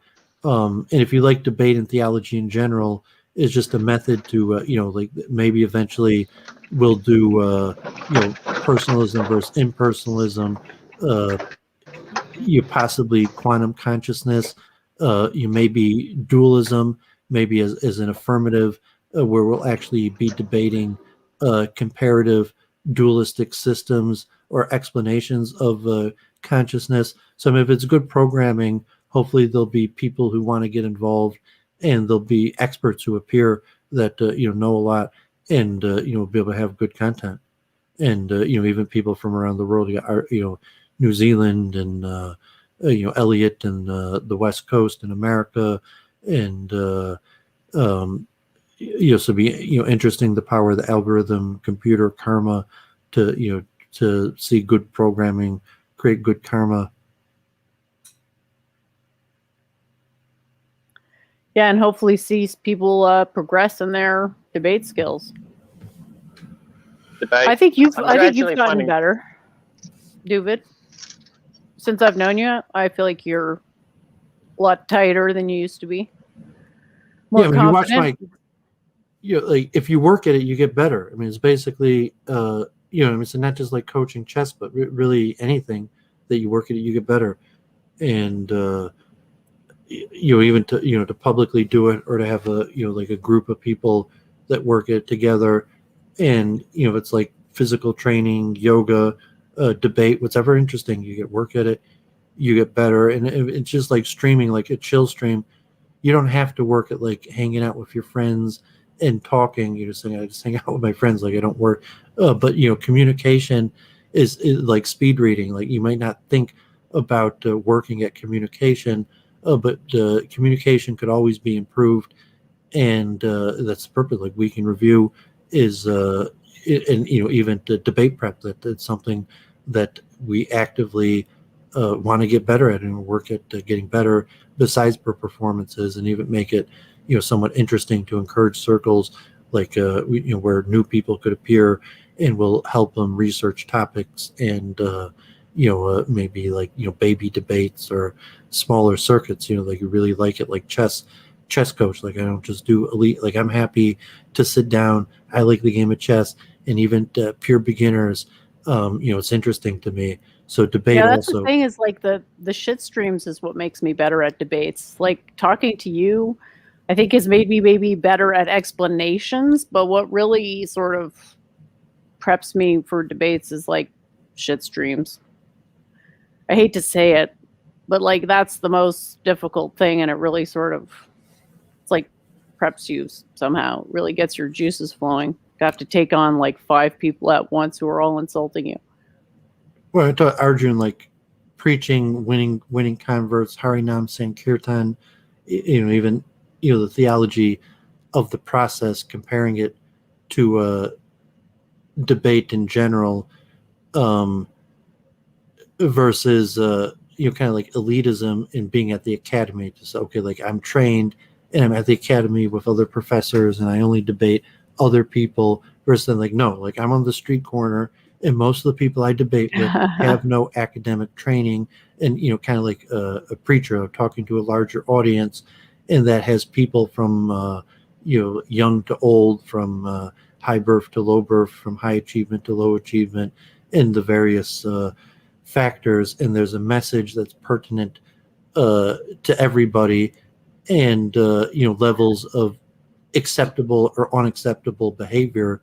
Saying, okay, on the street corner, maybe you should expect violence, as opposed to like in the academy, you say there's almost never violence, and it wouldn't even be considered that like a formal debate. There would be levels of professionalism and levels of reality and how we function with larger society and hostility, like Israel Palestine, where people are going to war, people are killing each other. So it's like a debate. It get kind of ugly, but is it better to have an ugly debate than to just start killing each other and say like, yeah, no, if you enter the academy, you're taking a vow not to punch anyone in the face for so long as you're in there, right? Well, I mean, generally the academy has rules, and so if you're like real life, so to say, has the rules of nature, the larger rules of karma, but the rules of the elite institutes can't be enforced on the streets. You could call the cops later, like saying in an elite institute, you're expecting that a fight wouldn't break out there. But if you're on the street, like there might be cops, there might be something happens. But you say that like a fight might break out on the street or at the bar, even if you're a member of the academy on the street or in the bar, it's not going to save you from a fight not breaking out. So if you're talking about, so okay, I've worked hard to get into the academy, so I don't, I'm careful on the street, and I don't go to bars, and I only associate with people who are, civilized and trained to a manner to act in the way that of comfortability. Over saying you're still a member of larger society, and but debate could be at all of those levels, and you should be competent at all levels. Saying that I could speak to a below average intelligent person on a street corner and still convince them of my ideas, and I might express it in a different way than if I was talking to a PhD. But saying like, no, there is nobody on a street corner that I can't have an intelligent conversation with. Even if the person is severely disabled, I still think that I would be able to have meaningful conversation with any given person on any given street corner. And that's like, kind of the lesson of Harinam Sankirtan. It's a wonderful lesson, isn't it? The greats have always been very simple men, live, either homeless or very simple life. So it's good to keep that tradition going, because it is quite important. Well, it's you're universal, that your message is to everybody, and elites are small in number. So that your message, if you're, like your message not for the elites, your message is for everybody, you're not going to be spending that much time with elites. There's a Sanskrit song glorifying the 6 Goswamis of Vrindavan, and it's got this really beautiful line. The Sanskrit's Dera Priya, And that the second A is long, which negates. So dira means like steady-minded or sober, and it's used to refer to what you could call, the upper class, the intellectuals, the smart people. And in Adira, it's translated by Prabhupada as the ruffians. So the six Goswamis were dear both to the ruffians and to the high-class people. Yeah, can you say slowly? I've tried to memorize it. I guess it's Bengali. The Lord Chaitanya's perspective on dualism, like Pinchaveda Veda. Oh yeah, Achincha Beta Beta Tattva. It's Sanskrit. So Achincha means inconceivable. Beta means different, and Beta, when you have a long A, it negates in Sanskrit. It means non-different. So it's inconceivable, simultaneous, oneness, and difference is the English translation. The point's made that you do find this idea going further back in Vedic thought, but Lord Chaitanya was the first one to articulate it in this way. It's a parallel, the classical Western canon where you're saying it's, there's dualism, and then there's kind of like, and there's monism, and then there's kind of halfwayism. And so the Lord Chaitanya's Achincha Veda Veda Tattva is, somewhat kind of like a halfy dualism. We're saying like, yes, there's a material and spiritual realm, and yes, they are one and the same and different at the same time. Or it's kind of like a Trinitarian type thing like that. Yeah, the Advaita Vedantins accuse us of focusing too much on the difference, but the difference is important in order to have rasa. You need some difference to have relationship. Some devotees argue that it's a negation of the law of the excluded middle, or that you can't have a contradiction. But I think that's a misunderstanding of it. I think what we really have is there's some ways in which we're different from God and some ways in which we're the same. And the same goes for God and the material world. There's some ways in which God is the same as the world and some ways in which he's different. Whereas in the Platonic forms, the argument, you're saying that the category, the form, the perfect circle does not exist in the material realm. It exists in the spiritual realm. Okay, so how exactly is that a metaphor for God? Well, it doesn't have anything necessarily to do with God. You could have a system where God is part of the spiritual realm or not. Like, I didn't even bring God into it. I don't plan on even mentioning God. I'm going to talk about generically the spiritual realm, and so to say, a God or a system or a controller of the spiritual realm is a separate topic. Okay. But if you're saying that there's some sort of interplay, that the perfect circle is from the spiritual realm and not in the material realm, or thought, mathematics is in the spiritual realm and doesn't exist in the material realm. But you're saying like, no, there's interplay in that mathematics is basically from the spiritual realm, but it is representative of something real in the material realm. And but these are things that philosophers from all religions have in detailed debated, because the complicated, like even mathematically, Leibniz and Descartes, is there an interplay directly between what happens in the spiritual and material realms, like a calculus of an exact karma equations, that you do this in the material realm and it could cause this reaction in the spiritual realm, and vice versa. Are you think you're going to use the quantum mechanical argument for why the perfect circle is unobservable?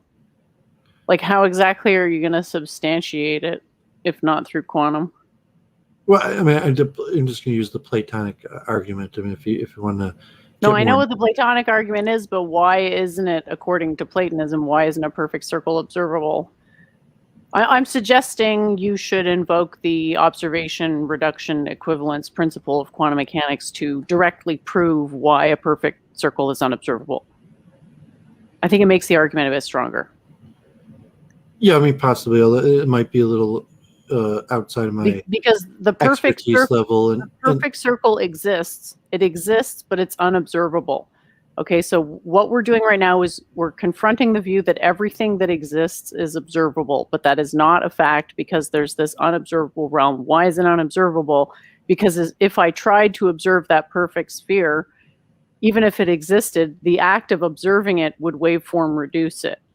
So what is important is the distinction between existence and observability. So it's just a suggestion. If it's too much of a mouthful, no problem. I just thought it'd be a bit stronger of an argument. Well, maybe, but yeah, it's unlikely. It's not my area of expertise or to explain, and it may not add anything to the basic understanding of the audience. So, I mean, the point of arguing and trying to make, if you make some sort of advanced argument about a proof of the point might be unnecessary, and you have to think about if I did it regularly, maybe I'd have to go through that proof, or we could do that week in review. But yeah, for tomorrow night, probably not going to bring that up. If you're in the chat or it comes up, and maybe week in review, you could go over that, add that to my arsenal. But yeah, I think it's unnecessary for my arguments.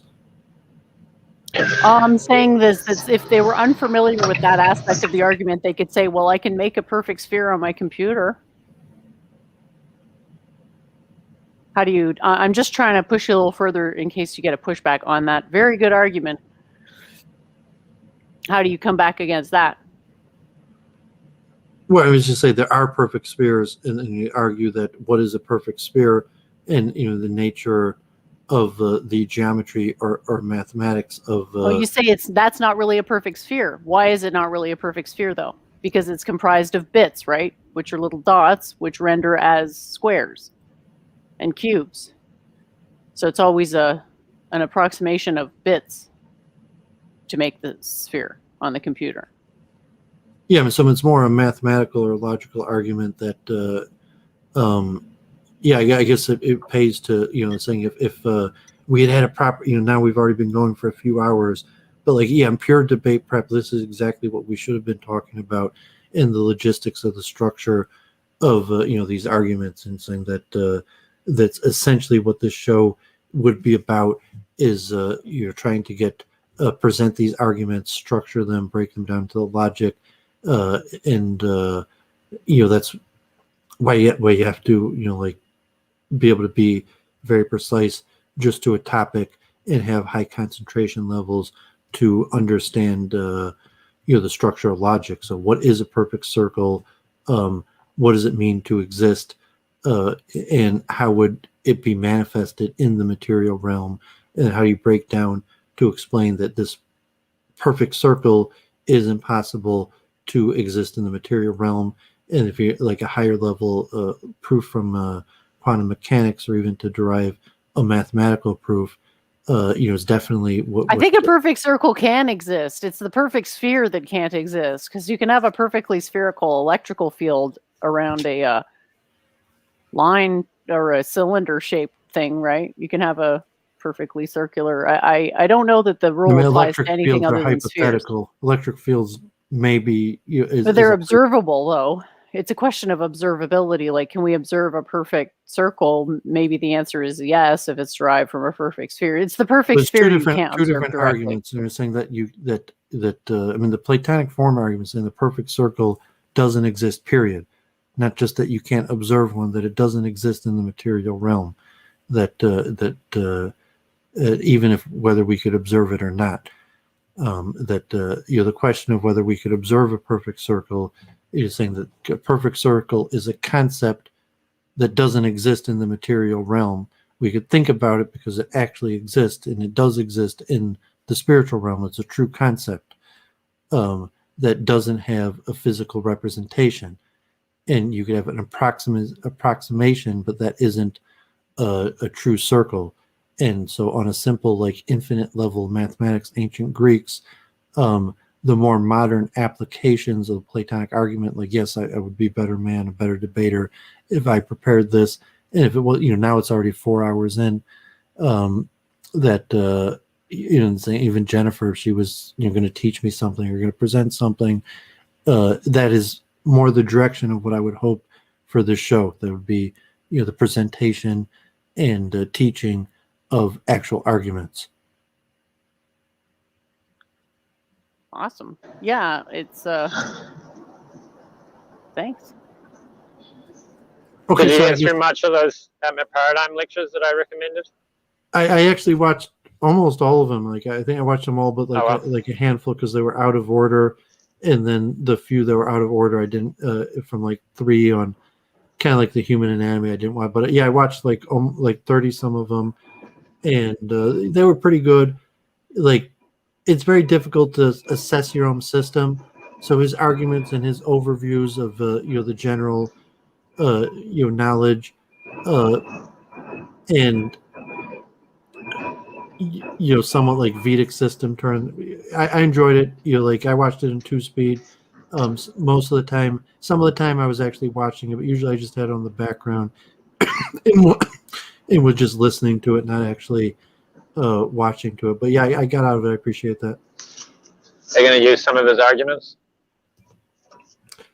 I didn't prepare like like I watched it and I didn't like take notes or anything, so I might subconsciously use his arguments, but I don't know if I actually would even be able of quoting that I watched that and here I'm using his argument. But yeah, very likely it had some sort of like chunking conscious effect where likely I will express things the way I heard him do it or use some of his arguments, but not to a professional level where I'm going to be able to like quote him.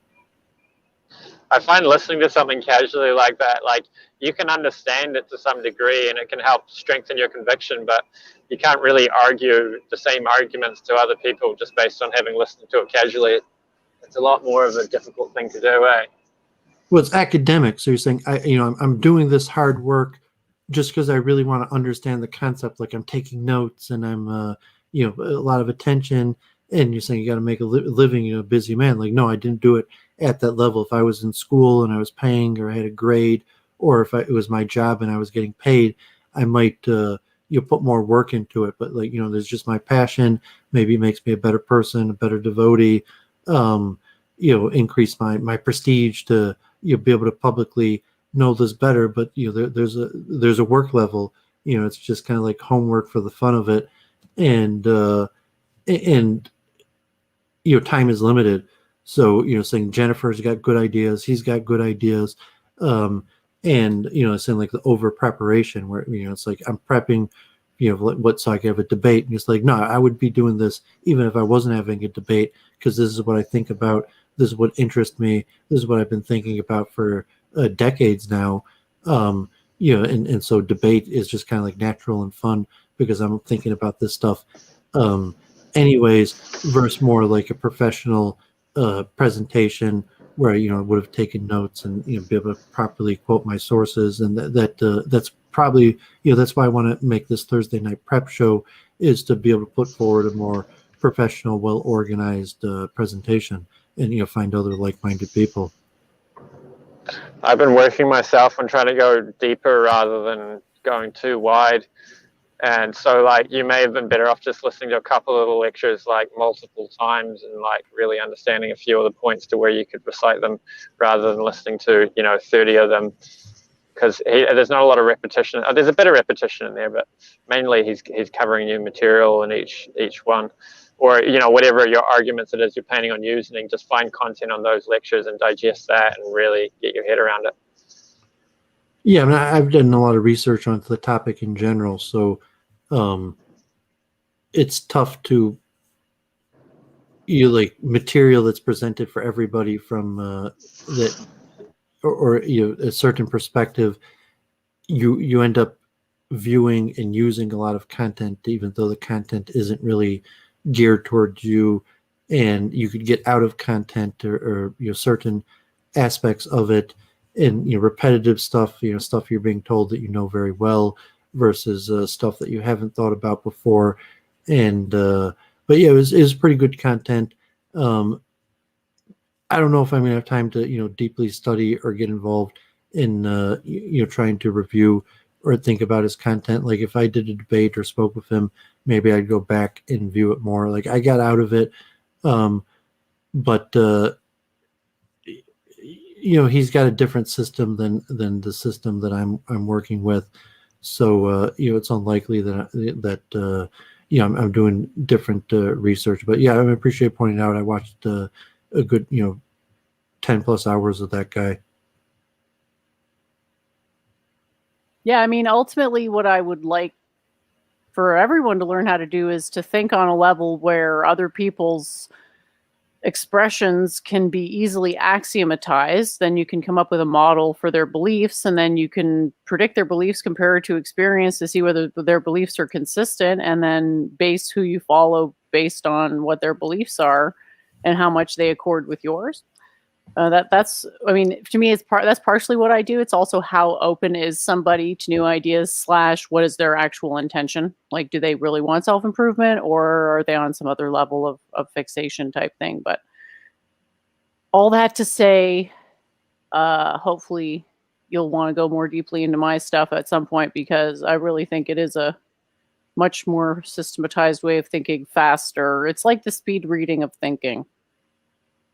But you have to internalize it as a belief, otherwise it doesn't stick. So the process is mostly just contemplating beliefs to see how you understand them. It's not really something you can get out of a book, unfortunately. Okay, so I guess I'll wrap it up. So if you want to give any final words or plug for tomorrow night or say anything, Arjun, and then let Jennifer make her final remarks, and then we'll see you tomorrow for the big debate. Yeah, and then we've got another debate the following day on the evolutionary argument against naturalism. I'm not sure if people are familiar with that, but basically it uses evolution to argue against, as an undercutting defeater of the belief in naturalism. We've got two Christians debating that. I guess they're philosophers. They're both studying philosophy or theology. So yeah, very good. So I'll probably, if not live, I'll probably at least try to view that in 2-speed at a different time. Maybe we'll be able to cross promote various circuits, just if we're both trying to promote debates and we got to have regular content. So yeah, sure. Different lineups and maybe I'll try to keep this regular Thursday and we can review and see Jennifer, if she starts getting around to the circuit, or if she's interested in adding and doing at least like a semi-regular Thursday debate prep, and if so, we'll think about how we're going to go about it. It might be more formal, where we're presenting and analyzing arguments, and less conversational. Yeah, absolutely. I mean, it took a while to warm up, but we really did hit our stride at some point. And I mean, it took 3 hours and 45 minutes. I feel like I could go for another 3 hours right now, but that's me. I have a lot of endurance. And so everybody can get endurance like me to participate in debates one day if you learn the right way from the ground up. So that's my little selling point there. And for everyone else, well, keep some coffee nearby. And remember, you get out of it the proportional amount that you put in. So really does pay to do the self-inventory as early as humanly possible and just really get comfortable with you. Thanks so much for having me on the show, Doooovid. It was a good one.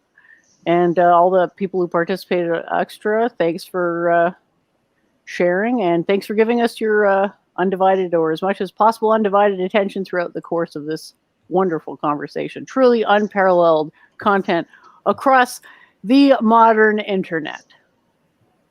Yeah, and hopefully, like I want to stream more, and I actually have Charles Moskowitz on Monday talking about his new book on the history of Satan, and I still have those Ask the Rabbis prepared and more stuff on chess. I did a chess stream the other day, so we'll see. Like just like the trolling, putting the link in and getting trolls and worrying about